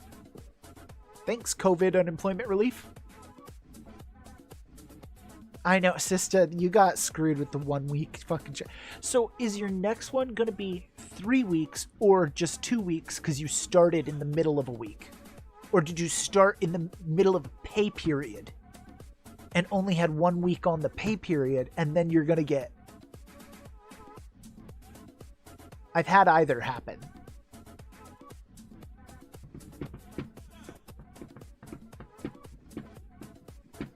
God, I've had that happen. Never mind. I already know, because when that happens, they don't give you the single paycheck. Oh, I see. They don't give you the single paycheck. They fucking give you. They just fucking Shanghai you for 3 weeks. It happened when I started training at Ashurion. And I remember, like, training was a month long. So 3 weeks in, I'm, like, sitting there, and the dude next to me is like, psst, psst, hey, psst, you set up your direct deposit? I'm like, what? Huh? And then I got my 3 week paycheck. I'm like, holy shit. Okay, that's pretty cool. That's when I dress like a cowboy.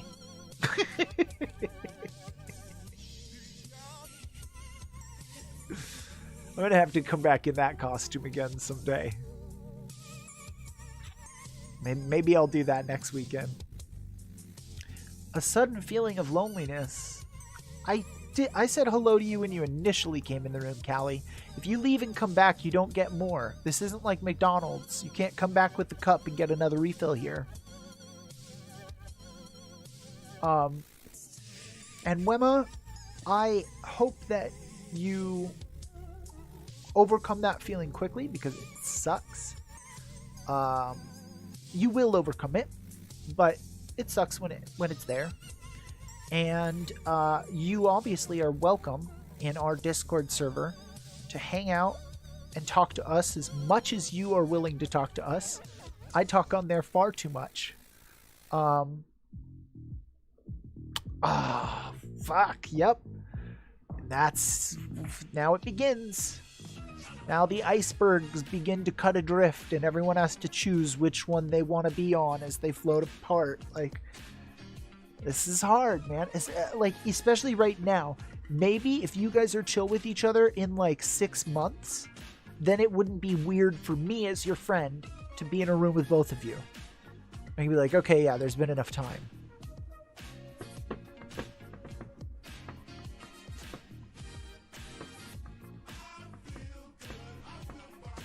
Callie got some drawing books last night. Or you ordered them last night.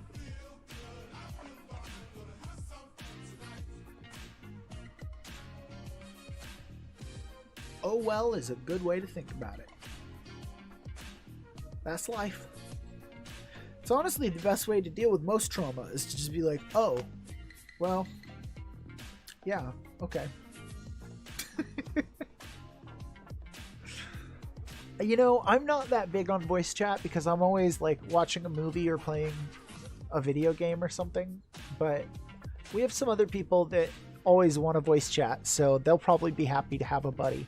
And I do pop in there now and then. Sometimes before I go online, I'll pop in there for like an hour while I'm getting ready. I don't know, maybe if there was a bunch more people using it, I would pop on more often. I don't know. We're just not there yet. Our relationship hasn't reached that point quite yet. One day, yeah. On your birthday, I'll let you have it.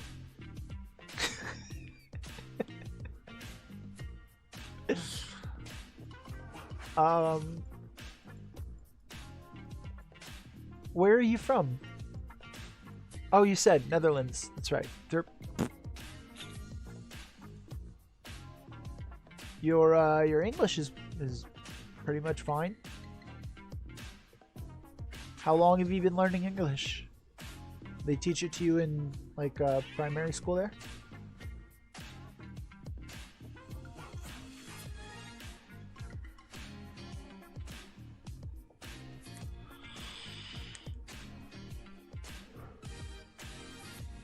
Gotcha.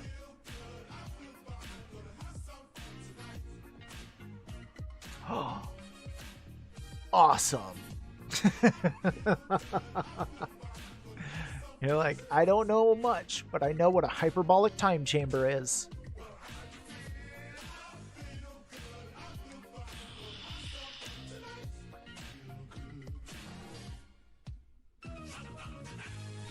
That's funny.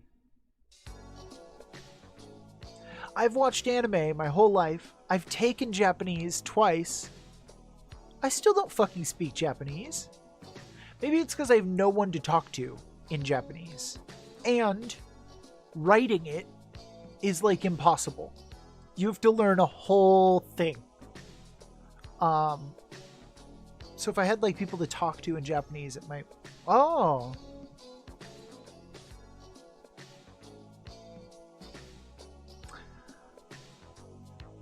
O name wa Gereto desu. Watashi no... wait. Hajimemashite dozo yoroshiku. Yes. Watashi wa kawaii.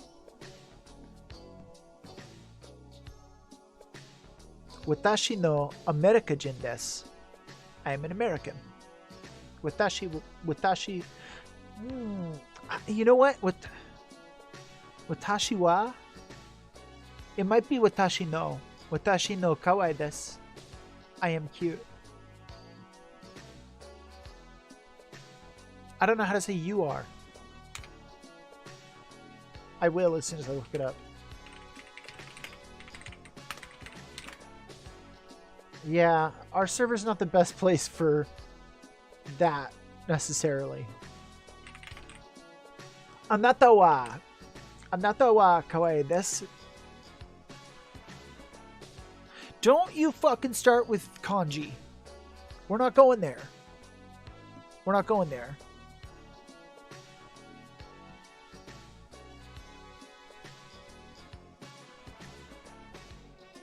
Not a visual person. Can't memorize kanji. Just can't do it. Just like,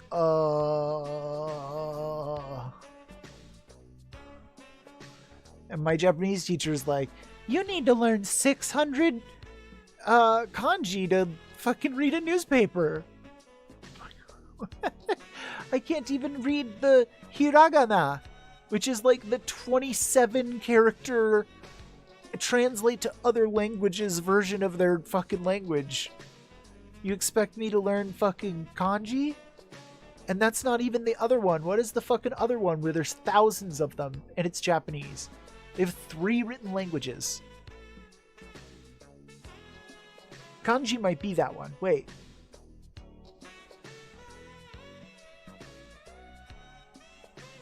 Hiragana, kanji, and... There's another one I don't remember. I love you too. you love my bad memory of Japanese. Anata wa baga desu. You're a bastard.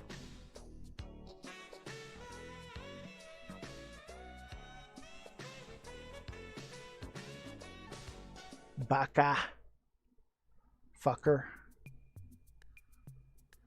I don't know how to say. I don't know. Oh, Sista and I have arrangements. Okay. Sista is my secretary, and we both derive pleasure from that. She is my secrecat.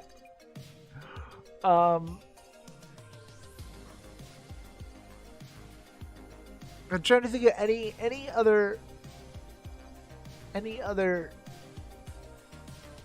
Japanese insults I know. Why do I not know bitch?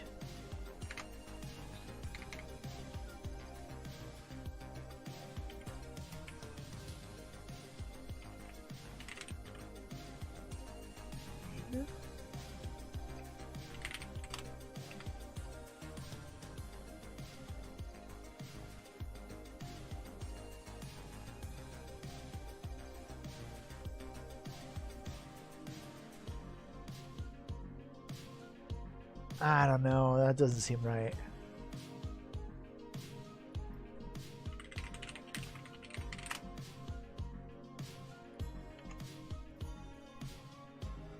Yeah, kinda. So at night, I do advanced sex ed talks. So I talk about BDSM, I talk about kinks and fetishes, and the psychology and communities and stuff like that. So we also have a lot of that floating around.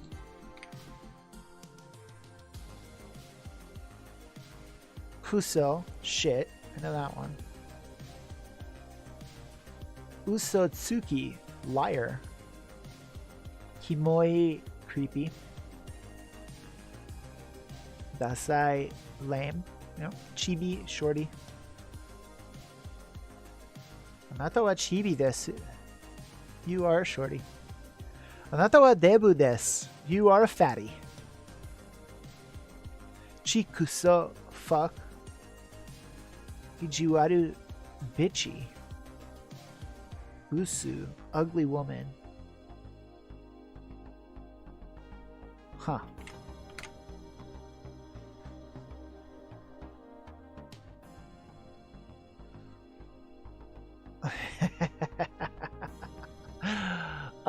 Okay, wait, let me catch up here.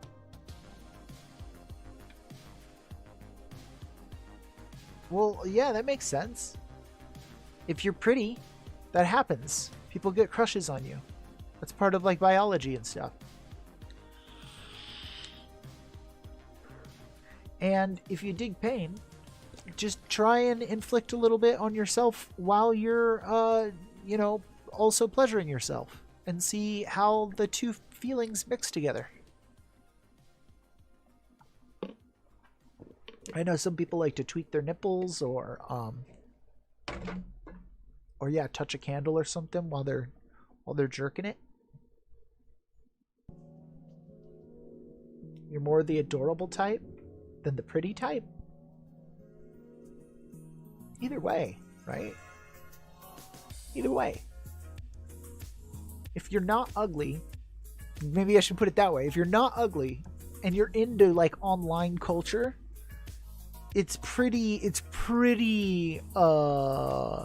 common that you're gonna have guys being weird. Yeah, go for it. Go for it. Absolutely. We always want to see what people look like so that I can make fun of them in private. No, I kid. Never. Never.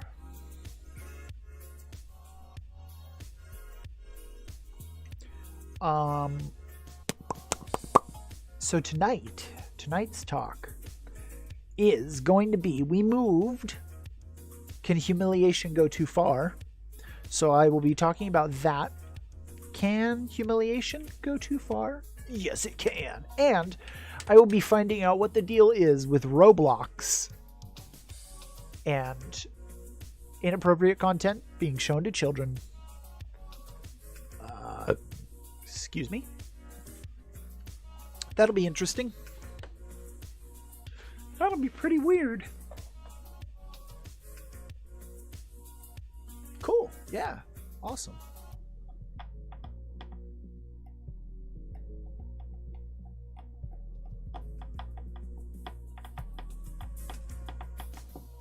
Roblox. Do you not know what that is at all? It's a computer game.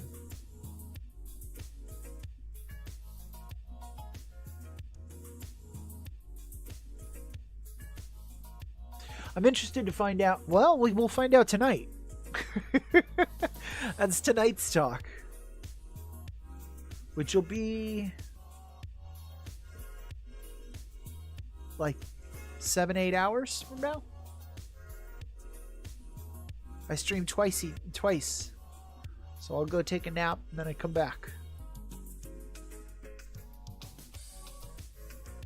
That's all good. I'm glad you are feeling better. Are you back to yourself yet, or are you just kind of better?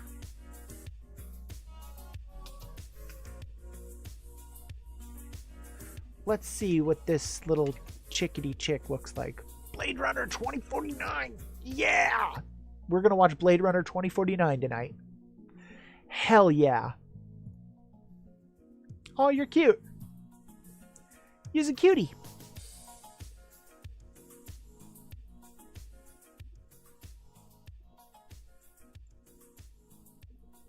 All cylinders are firing. Good. Good, good, good.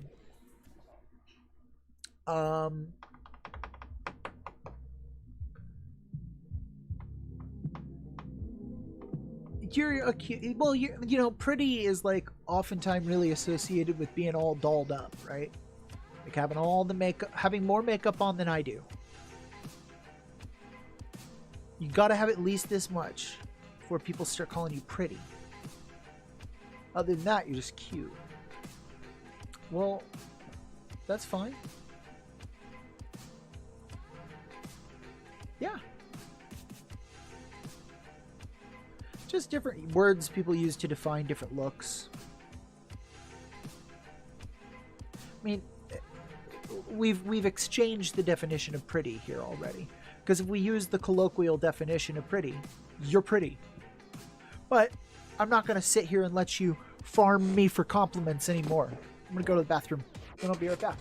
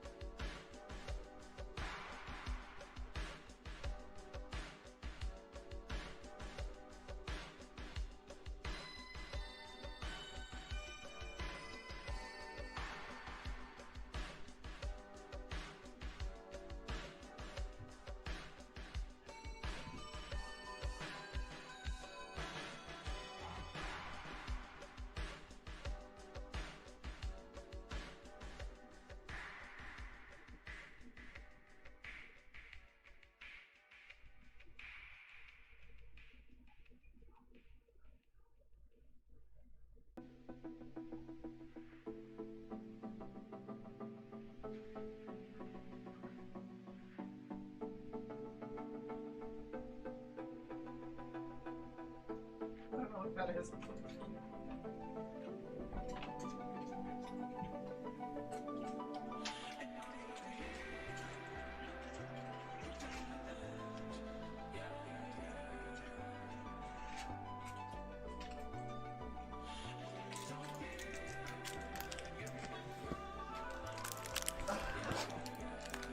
Okay.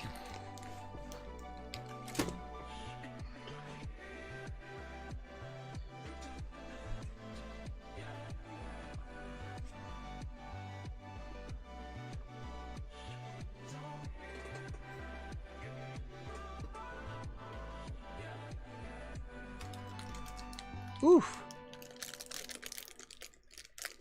That's some shitty people.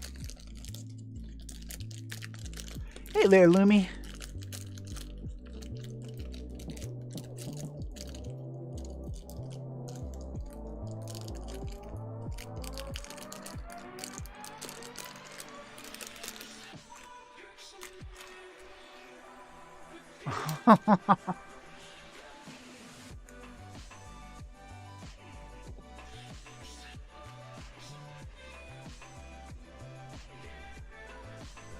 That's pretty funny.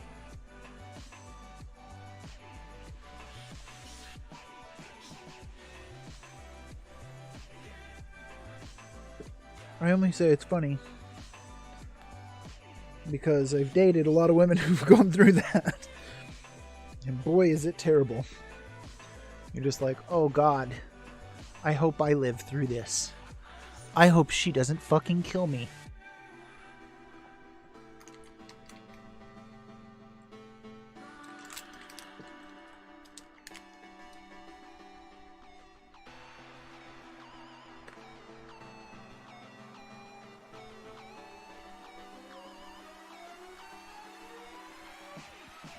And there are different types of birth control too.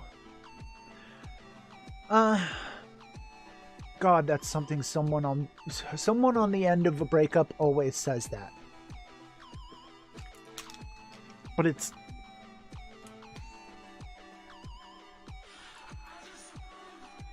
here's the thing. If he was the type of guy who was really sensitive and cared a lot about you and felt the impact of your loss, you probably wouldn't have broken up. It's the fact that he does feel or not feel those things for you that you are broken up. And it is much better to not give your love and affection to someone who doesn't have those feelings for you. So if you see him gallivanting about looking like he doesn't feel what you feel, that is even more of a reason why you needed to not be with this person. And that's only a small consolation, right? I mean, you're still going to feel like shit. Ah.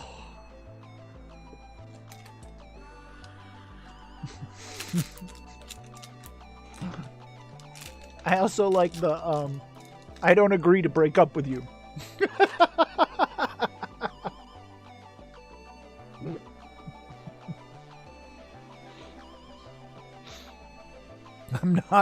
I'm not laughing at you. I'm laughing at like the worst version of that's happened to me several times, where I've like gone to a girl's house and been like, this isn't working. I'm moving states in 2 months. We're not even simpatico.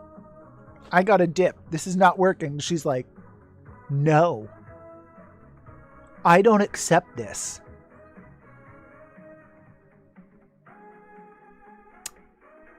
Well, too bad. You were and maybe are still a little too attached to this guy then. Where your time might have been better spent,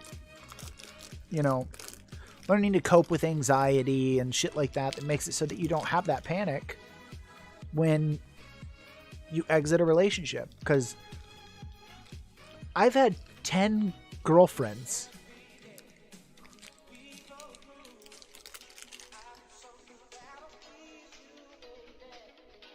I have broke up with and been broken up with a total probably of more than 10 times.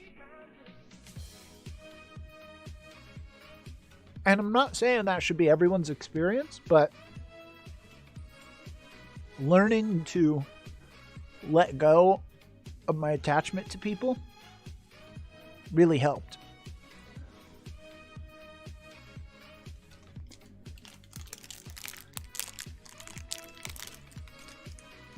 And you're like, wait a minute.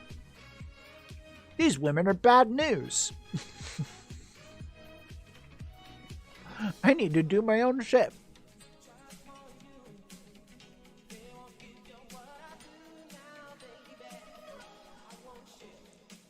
That can happen too.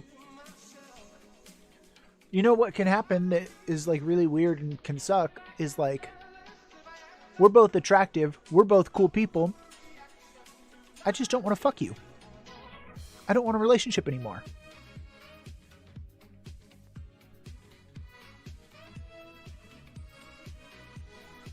That can totally happen and it sucks. And you're just like, oh. Well, okay then. I guess I'm single now. Cool. Hey, Anthony, you want to fuck? You want to fuck? Start doing booty calls whenever you're at D&D.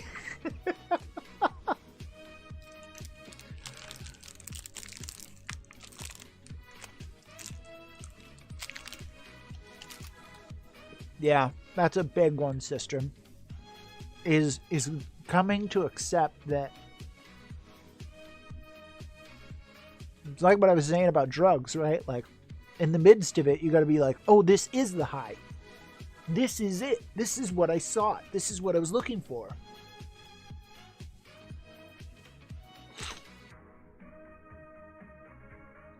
And right now is an especially hard time with the lack of human contact everyone's having.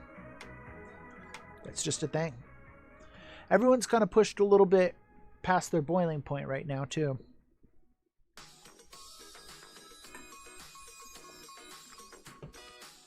But,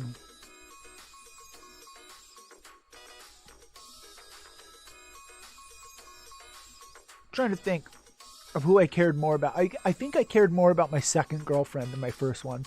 I think I saw my first one as like a trial run in a lot of ways. It was 6 months long. I lost my virginity to her.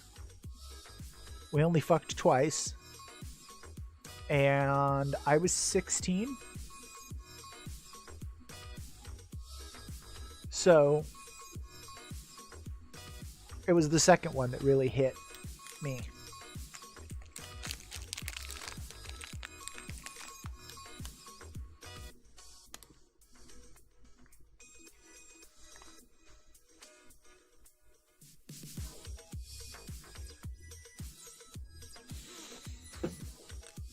Of course.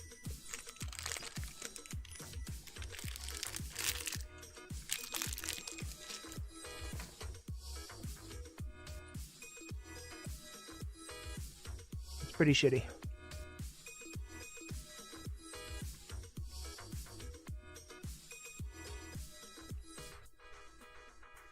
Yep. Well, I'm gonna try and put it in her butt one more time before I break up with her. I mean, shit. What's the worst that happens? She breaks up with me? Break up with me, my dick in your butt, bitch.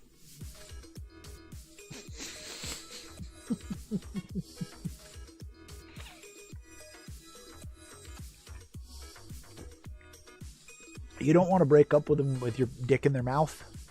But if your dick's in their butt, that's called that's called the rodeo. You grab on and you go, it's not working. I want out of this relationship. And then they go, what? Get the fuck off me. And you just cling into their back like a koala, daggering.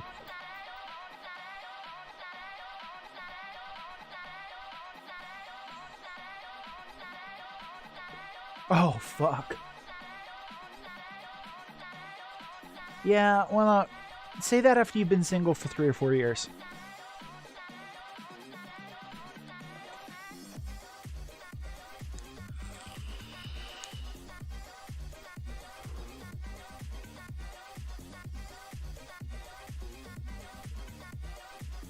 I can't find... Yeah, that doesn't count. That doesn't count.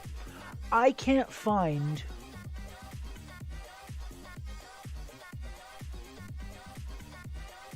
what I want. And that's reality. So I just have to deal with that. Just be like, oh, I guess I'll just stay single then. It's not that love is shit. It's that, like, human relationships are awful. We're extremely bad at communicating with one another, and we don't even understand our own feelings. If you corrected all of that, love would probably be fine. But it'd probably be a very poly, no strings attached kind of thing. Why you gotta go and make things so complicated? See the way you... Wait, hold on. I'm sorry. Hold on.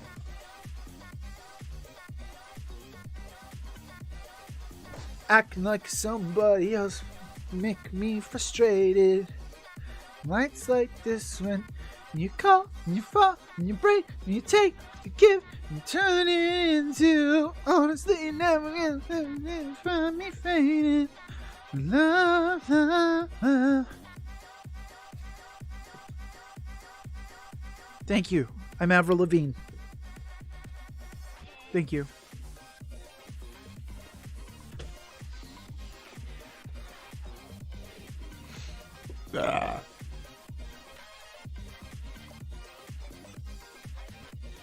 Yeah, drinking right after a breakup is like totally you're gonna call your ex. You're gonna text or call him because you're drunk.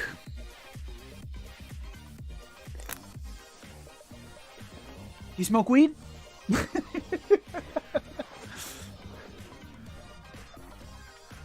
you smoke weed?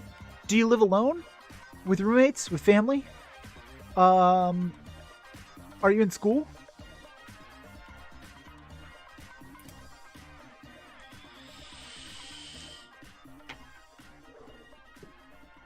So Wemma, I'm not telling you this to say that your story doesn't matter. I'm going to tell you this to show you that I commiserate and that it's okay, okay? When I was 16, the second girl I ever dated, the one I first fell in love with, we dated for almost a year, and then we broke up. We were kids. Then we dated again in my mid-20s. We dated for 2.5 years. We slowly grew apart. She became the stripper, maximum, and we broke up. Then last winter, we kind of amended things, and she was like, I want you to come live with me in Colorado. I have a disability, and the foremost doctor in researching that disability is in Colorado, and it was the doctor she is going to. She's like, we're going to get you in with Dr. Wolf. It'll be great. So I went out there, and things were awesome for 2 months. Then she started drinking. The night I had to leave, I remember laying on the bed, just wanting to sleep. And she would like, oh, you're going to act like you're sleeping now? Oh, so sleepy, little Garrett. Oh, really? Really? You're going to be like this, you fucking little bitch? What, you can't talk to me, little bitch? And I'm just like, please stop. Please stop. You're drunk. I am so tired. I will sleep on the couch. She followed me out to the couch. All sorts of things went bad and down and bad. And I had to put all my shit in my car and drive back to Arizona at 3 in the morning. And I was sitting in the parking lot of my friend's house with all my stuff in the car. And like, I just pulled in and I turned the radio off and like put my phone and stuff in my bag. And then I just started fucking weeping. Just bawling and bawling and bawling. I couldn't even go up to my friend's house. I couldn't function for like a good hour. I just sat in the car fucking crying my eyes out. So it's healthy. Sometimes you have to cry it out. It relieves a deeper kind of stress that no talking about it is ever going to get at. And sometimes it's like all you can do. And a lot of times what'll happen is you won't cry until the storm has passed. Till everything is normal again. Or you're safe. Or you're with a really good friend. And everything just, falls to a nice little even zone.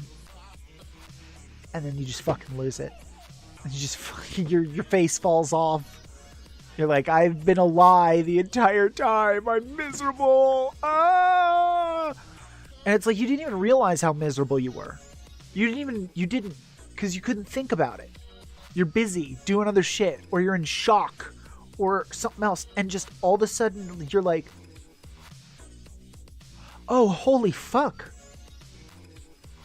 I'm terribly miserable. I have nothing. I hate my life. I need to die. It's very weird. Backlog for you to experience later. Yeah, it kind of is that. I never put a lot of effort into reaching out to me or texting me. Well, shows that he just wasn't that into you then.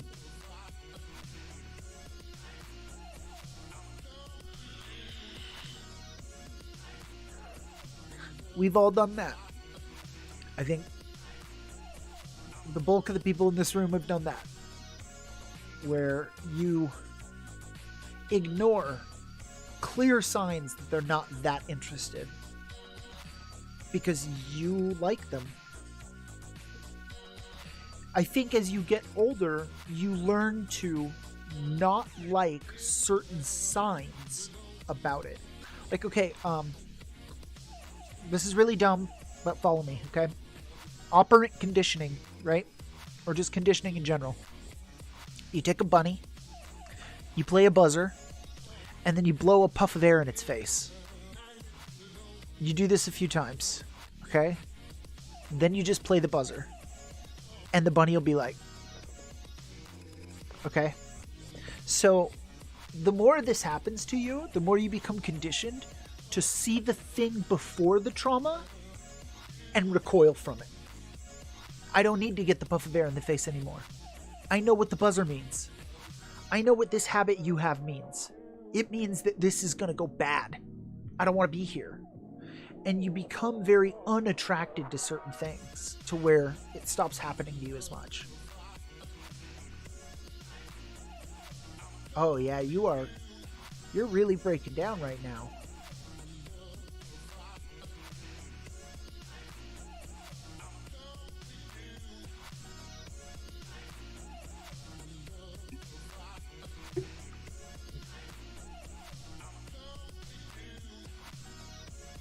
Sad to see. You'll come out the other side.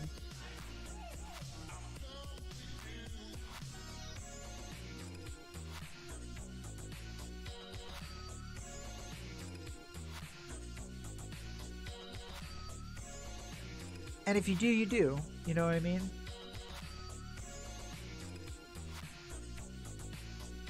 Yep. I know that feeling.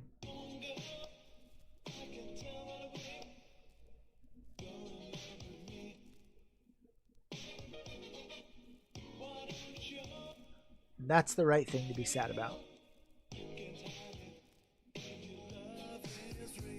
it sucks, you know. And you can't just, I mean, it's not one or the other, right? You can't just blame yourself. Oh, I didn't see the signs or I ignored the signs, or I shouldn't have put that much confidence and faith or love into this relationship. And it's not entirely them, you know what I mean? Like, you should look for those signs. But people are manipulative. People lie.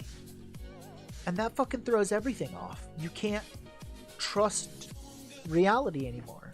And the way you react to that information can really fucking throw you.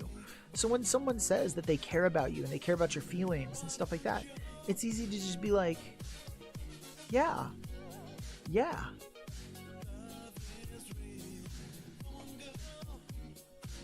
exactly, sister. The other person has to be honest for you to be able to even make... You're still going to make mistakes because of how emotion's going to get in the way. Even with an honest person. Then when someone's being dishonest with you, you're fucked. You're completely fucked.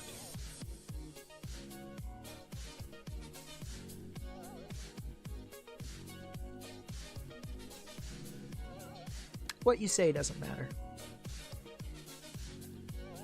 Remember that.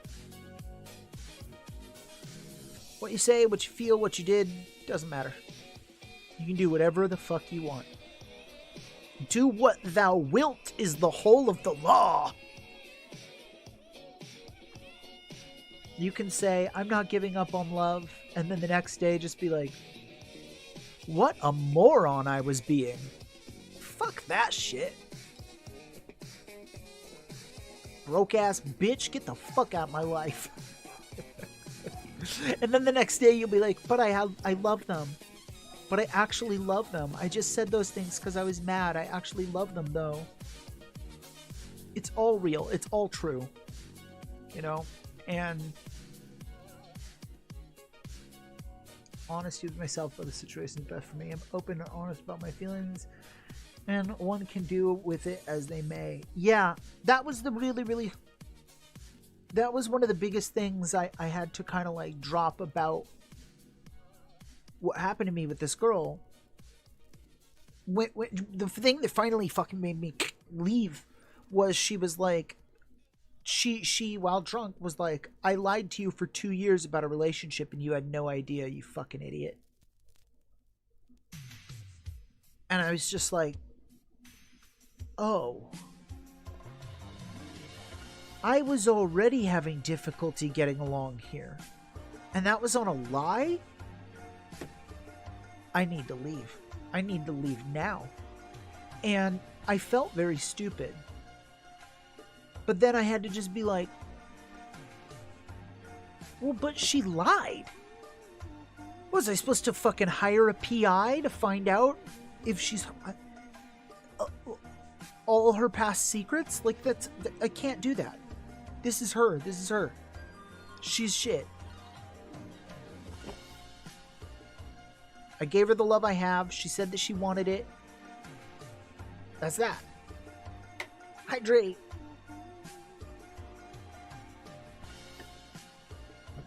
It's not like I was, you know, putting love on someone and they weren't, you know, saying, I want that love. It's not like this person was like, okay, I don't know how I feel about this, right?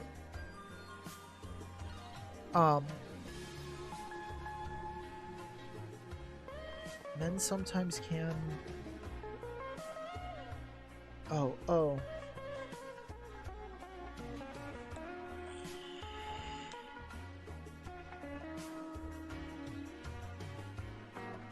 My honest assessment is that because of toxic masculinity, men are more likely to repress their feelings and turn it into trauma, whereas women are more likely to actively work through the feelings that they're experiencing in real time, which will put them down for a week or two, maybe a month or two. Whereas a man, 20 years down the road, he looks back at his life and it's all been a mistake and he fucking hates it. but you're not allowed to do anything on that with toxic masculinity. All I'm allowed to do about that is drink and fuck. I'm not allowed to like cry to my best friend, develop a heart problem, and drink severely 20 years later. Yeah, dies of liver complications, dies of pancreatic cancer. You know, and it sucks. But here's the thing also, okay? Here's the thing also that is really important to remember, Lemma. I want you to imagine a world in which this guy broke up with you, and the next day he started dating a supermodel and he won the lottery, and he found the world's greatest therapist, and that guy helped him get through all of his trauma. This has nothing to do with you. This has nothing to do with you, and you gotta let go of anything this guy does after the moment you severed ties. Whether his life gets better, worse, whether he feels the damage of this, whether he ignores the damage of it, all irrelevant. Otherwise, it's all your fault. No matter what good or bad happened, you gotta take all of it. So don't. You gotta just ignore all of it. Take none of it. None of that has anything to do with me ever again anymore. Because it didn't work where I was. And it's still not going to work if I go back. Doesn't matter. Does not matter. Whether he does or doesn't, imagine both those universes, okay? We're going to fast forward through time in two parallel universes. One, he feels it right now, and he breaks down every night and he's crying. And the other one, he never feels it. He doesn't give a flying fuck. He's a sociopath, okay? A year from now, how are you in both of these worlds? You're identical. You're the same person, either way. It doesn't affect you. Whether he sobs every night, whether he wins the lottery, whether he stays up all night doing cocaine, it's not your life. And it doesn't affect you. It doesn't help you get a job. It doesn't change where you're going to live. It doesn't... It's not your business.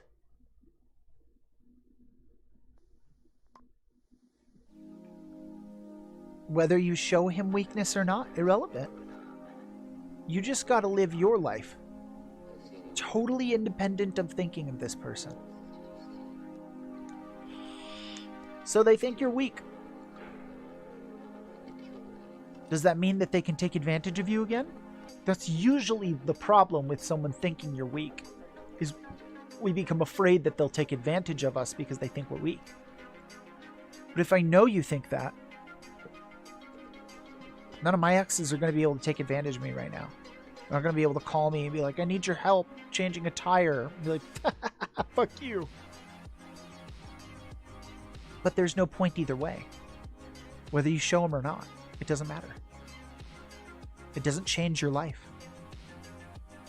You're going to live the same year either way.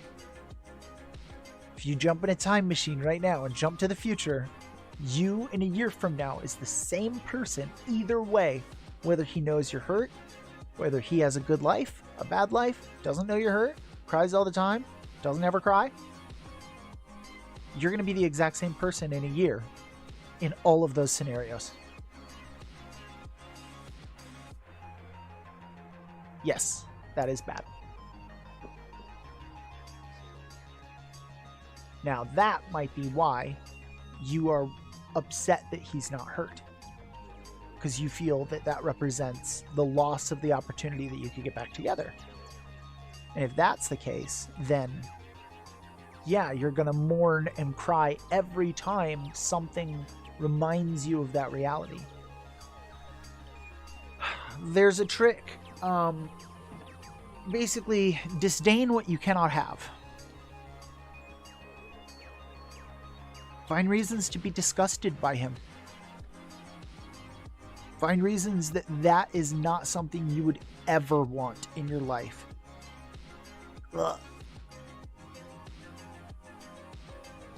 That's the only freedom from what you're in, aside from through. Yeah, the only way out is through. Time. It's just time.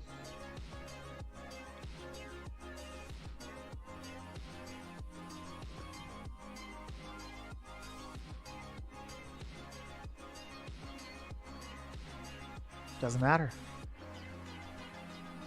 You don't like who you would be if you had him.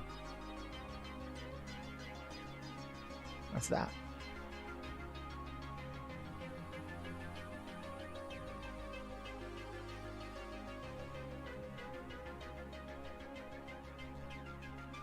But he does have the trait of not wanting to be with you. Do you like that? Do you like that in men?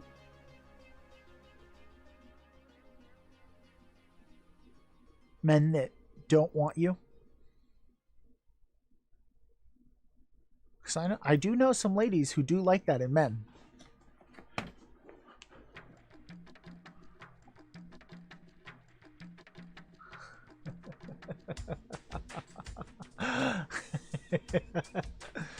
And tonight on Count Howell, can humiliation in sex go too far?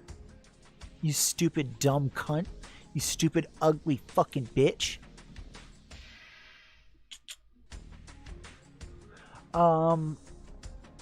Yeah, exactly.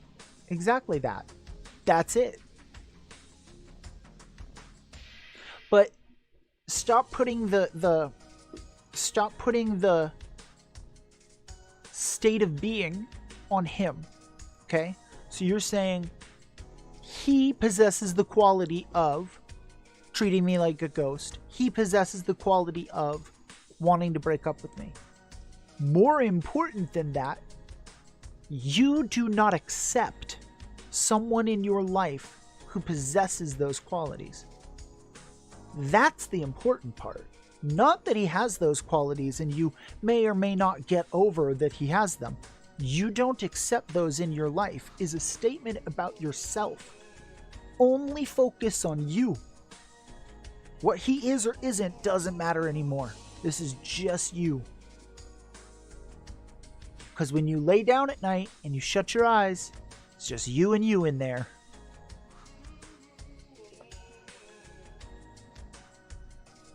Yeah, self-improvement helps a lot too.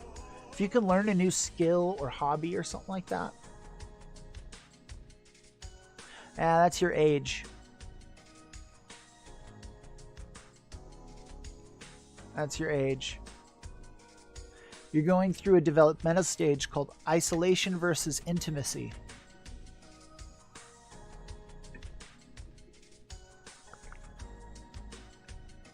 If you Google isolation versus intimacy, I feel like you'll be very surprised at what you find.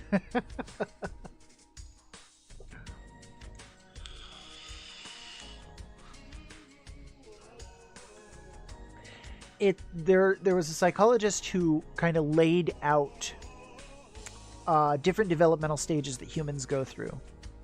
And what you are saying rings very, very true to the developmental stage that matches your age, which is called isolation versus intimacy. And it's where you, as a developmental stage, you make the choice whether the risk of being intimate with friends or relationships is worth it, or should you just isolate yourself? Isolation versus intimacy. And that'll get challenged over and over and over again in the different relationships that you have in your ending of teens into early 20s. Before that was identity versus, I don't remember. On levels you'd never think would happen. Oh, fuck yeah. Yeah. In weird ways. Career-wise, socially through friends, like all sorts of ways, that challenge just keeps coming up. That's what it is. That's what it is. Identity confirmation. Yeah.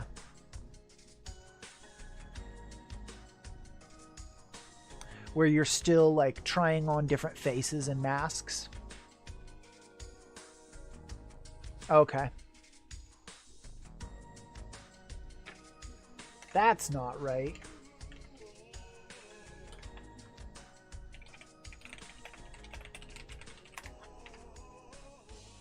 Erickson, that's who did this. Erickson Stages.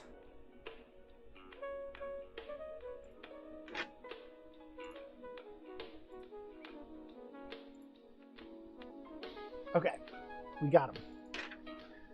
We got him. Here we go.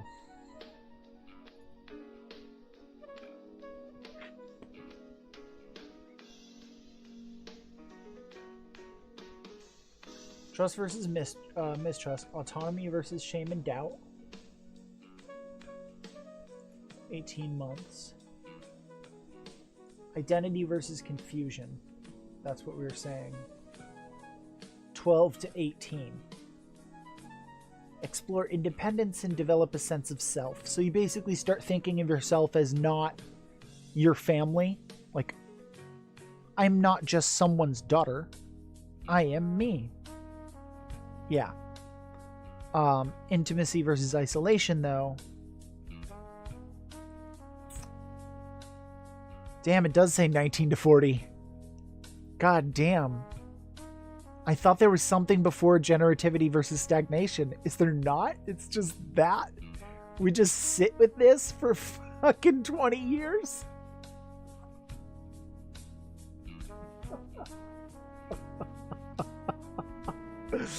Oh, fuck. Generativity versus stagnation is like, I'm getting old. Should I give back to my community or should I just like keep hoarding my wealth? And then integrity versus despair is like, I can't even change my own fucking pants anymore and I keep shitting myself. Should I keep trying to be an independent functioning unit or should I just give up and lay in bed and die? Yeah, that's very much intimacy versus intimacy versus isolation. One of the main elements of Erickson's psychosocial stage theory is the development of ego identity. It is the conscious sense of self that we develop through social interaction, which is constantly changing due to new experiences and information we acquire in our daily interactions with others.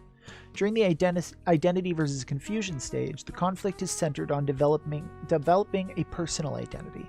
Successfully completing this stage leads to a strong sense of self that will remain throughout life.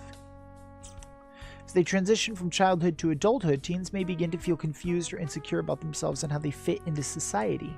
As they seek to establish a sense of self, teens may experiment with different... Well, this is talking about fucking the last stage. Oh, because I am on that one. There we go. Conflict in each stage can turn... Intimacy is closely associated with sex. For many, it encompasses much more than that. Erickson described intimate relationships as those characterized by closeness, honesty, and love. Intimacy, strong and deep romantic relationships, close relationships with friends and family, strong social support network. Isolation, poor romantic relationships, no deep intimacy, loneliness and isolation. Of course, it's not a catch-all. You know, it's some dude a while back tried to sum up the human experience in a few different stages. Like, that's never going to be totally accurate, but...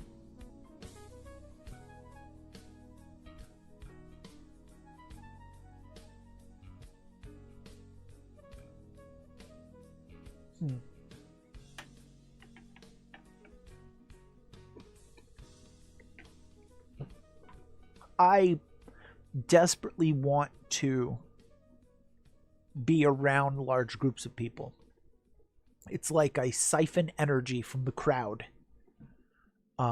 Being alone drives me crazy. I need some alone days. Every now and then I'm just like, I gotta just shut down. But I want to come back to big groups because I am very much an extrovert.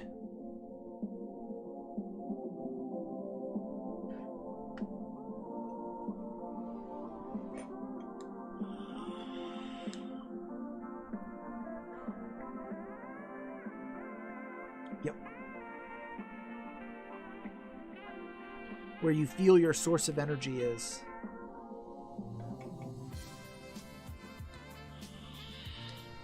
Well, I'm glad you came. I'm glad you showed up.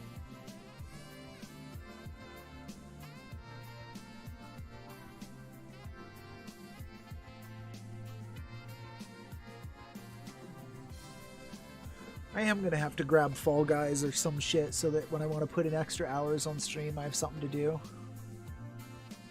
Yeah, for real.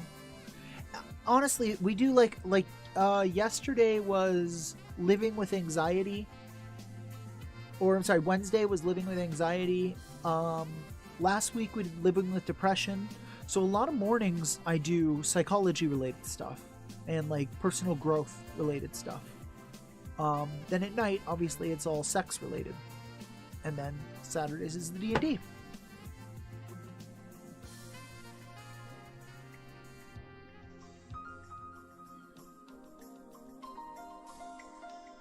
Yeah, that seems right for you, sister.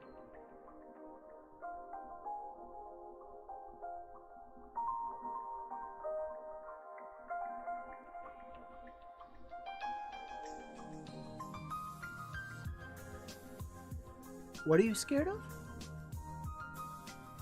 Oh. He would shit when he got hard? Weird.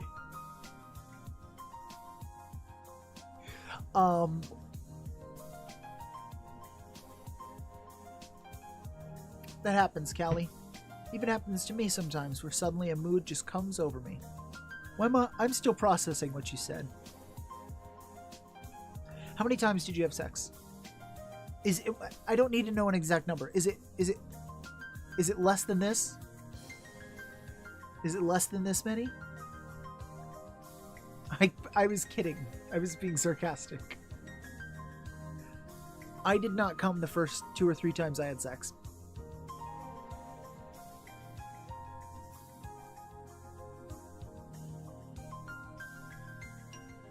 I came from head. It still happens to me sometimes. I'll be fucking for like an hour or more and be like, okay, things are starting to hurt. I think I need to take a break. Ooh. That's a little weirder.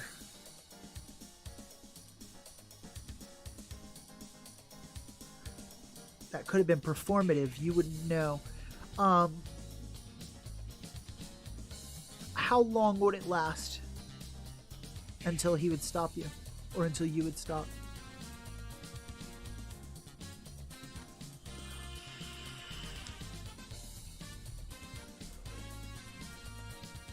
Like a couple minutes?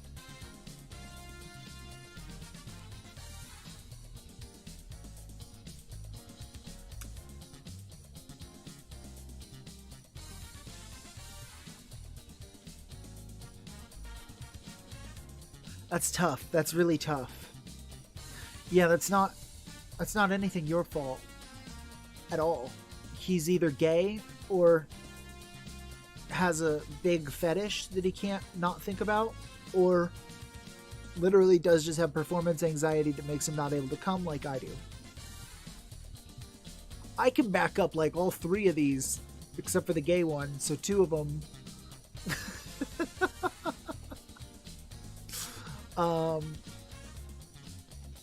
no, that's not. What if, okay, Wemma, what if he has a severe foot fetish and is embarrassed by it?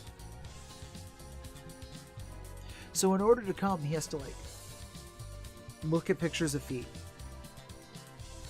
He can get excited. His body can get excited, but he's never going to mentally get there if he has a foot fetish. He didn't have erectile dysfunction though. He just had... He wouldn't have an orgasm. Which to me says he's not mentally in it. There's either a fetish or... Really? Is it? Huh.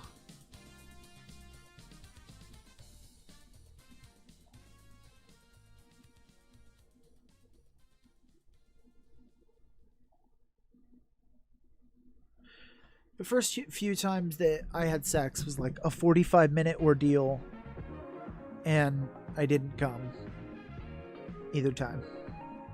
I was like, damn. Outside twice? Whoa. But he just never came, huh? So he would stop you, or you would wear out?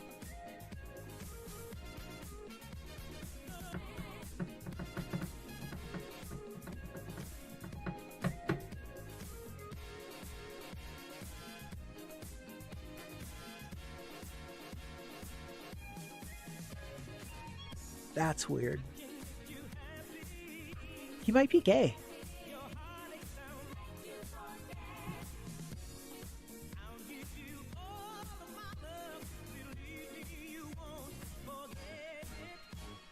I feel like that's the Occam's razor at this point. Had no good reason to break up with you. Has excellent hygiene. Couldn't come.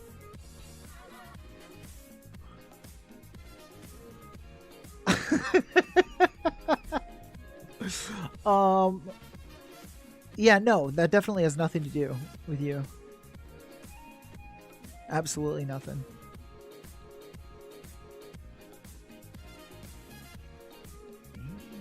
That doesn't mean anything. That literally means nothing. What's a connection? What are you talking about? You know what I mean? I'm not asking you. I'm telling you that this is dumb and not a good reason to break up with someone. And that my response would be like, what the fuck do you mean connection? That's an ephemeral thing. That's not a real that it's not a tangible, measurable thing. You know what I mean? Are you saying the rate of text messages? Are you saying, you know what I mean? So like in that regard, and I'm not asking you questions. I'm telling you what I would think if someone came to me like that. You know what I mean?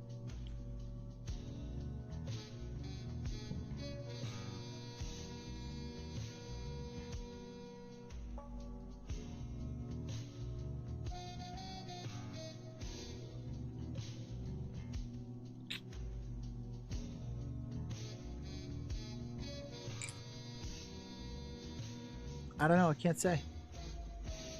But like I said, at the very top of this, you gotta let go of this guy and what he thinks and what he is and what he isn't. If he's crying, if he's not. Like I said, imagine he wins the lottery and gets the hottest girlfriend in the world. Does that mean anything in your life?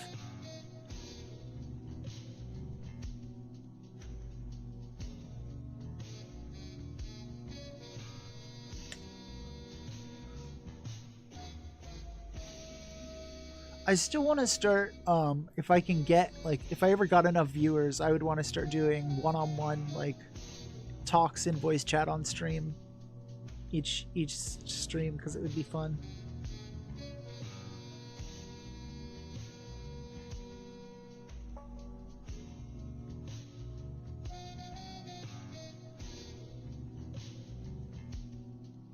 Okay.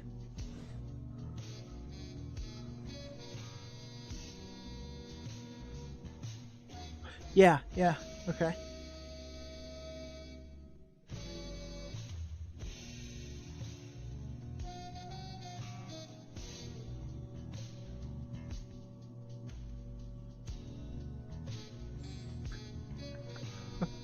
Okay.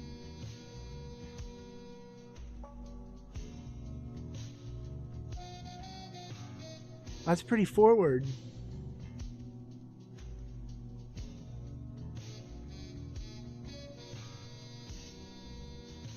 If you do that, you don't tell them. Jesus, kid. You just do it and say nothing.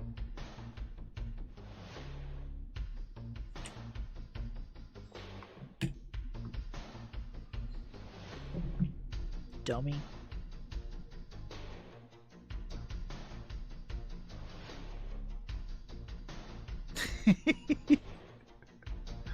Yeah, I don't want to know each time. What am I going to do with that information? It's fine to know in general. Oh, well, I don't know. Maybe it's not. I was going to say it's fine to know in general, but not specific. But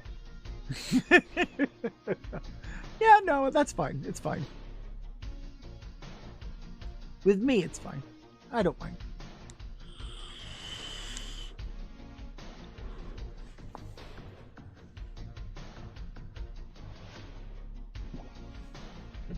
Ah, water. Water everywhere. Nice. Nice. I'm gonna have to reopen the OnlyFans.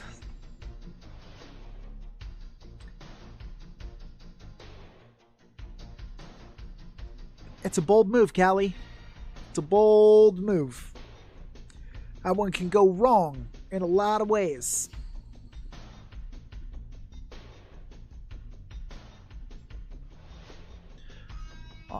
Here's me being real relaxed about how I talk, okay? Women are fucking weird these days, man. Like, here's the thing. There literally is no correct formal way to court a woman that you are interested in, to approach her, express interest, and like have it happen naturally and go on a date and shit like that. We have no means to that now, especially now that COVID happened. That's gone. On top of that, you have more simps and neets and kikomori than ever, right? You have all these fucking the locked-in generation of the world. And they are totally down to throw $5-10 at a chick's Venmo on Instagram for some porn. So, in a weird way, women, like, you can't approach them, but if you show them that you're really dirty, it still can turn them on. But there's no correct way to cross that gap. You just have to do it. There's no middle ground anymore. It's fucking sexual assault whether you tell her you want to kiss her or whether you tell her you want to put it in her butt. Might as well tell you want to put it in her butt.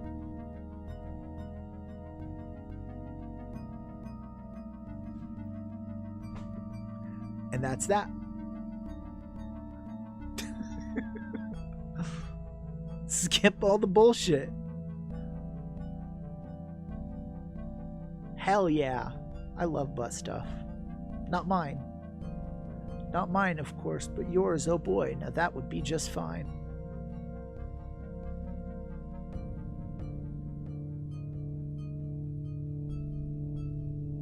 I like butts. I have a couple weird kinks.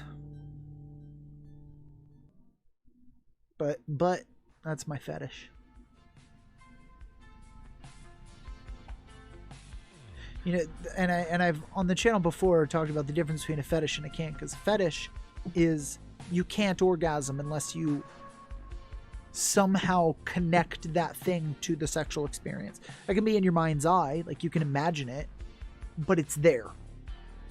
Without that in your mind, you will not come. That's a fetish. A kink is just some weird shit that turns you on. I've got a lot of kinks. But, yep, anal's the fetish. What's tough is figuring out if a girl's into that before you start actually dating. Because I know if you are not going to let me do it, this is a waste of our time. So, like the chick from Total Recall with her 3 boobs, except like 3 butts, but they share a cheek on each side, so there's actually 5 butt cheeks to make 4 butt cracks. Really?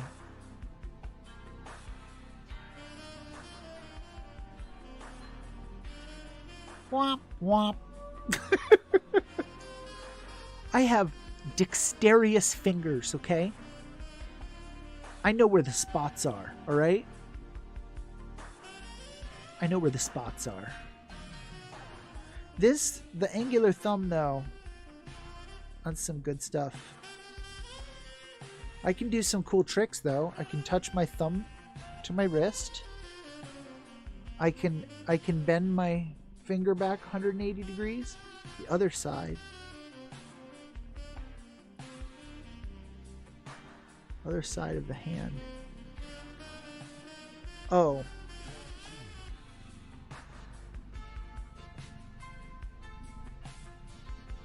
Like that.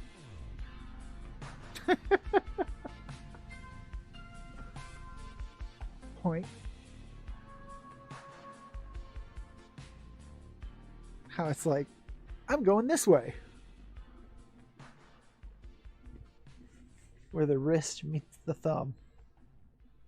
Okay. Interesting. That's an interesting thing to have a kink for. I've never heard of anyone having that.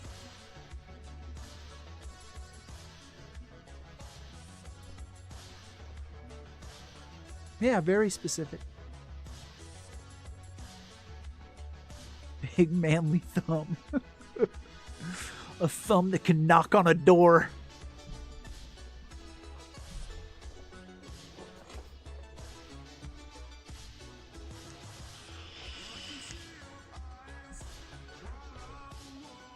No, not a big chunky thumb. Males and females have different thumbs. Whoa. This is 2020.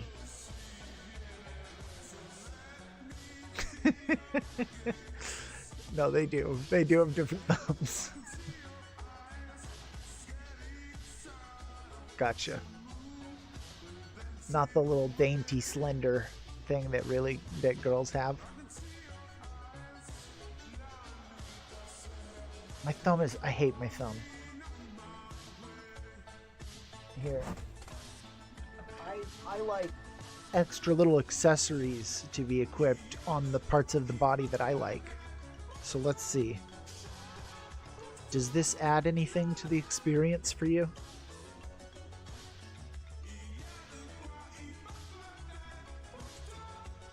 Because, like, if a chick put on a chain thing around her butt, I would enjoy it. I would be like, nice. Tattoos. Yeah, tattoos would be a good one. I want tattoos on my hands. I still just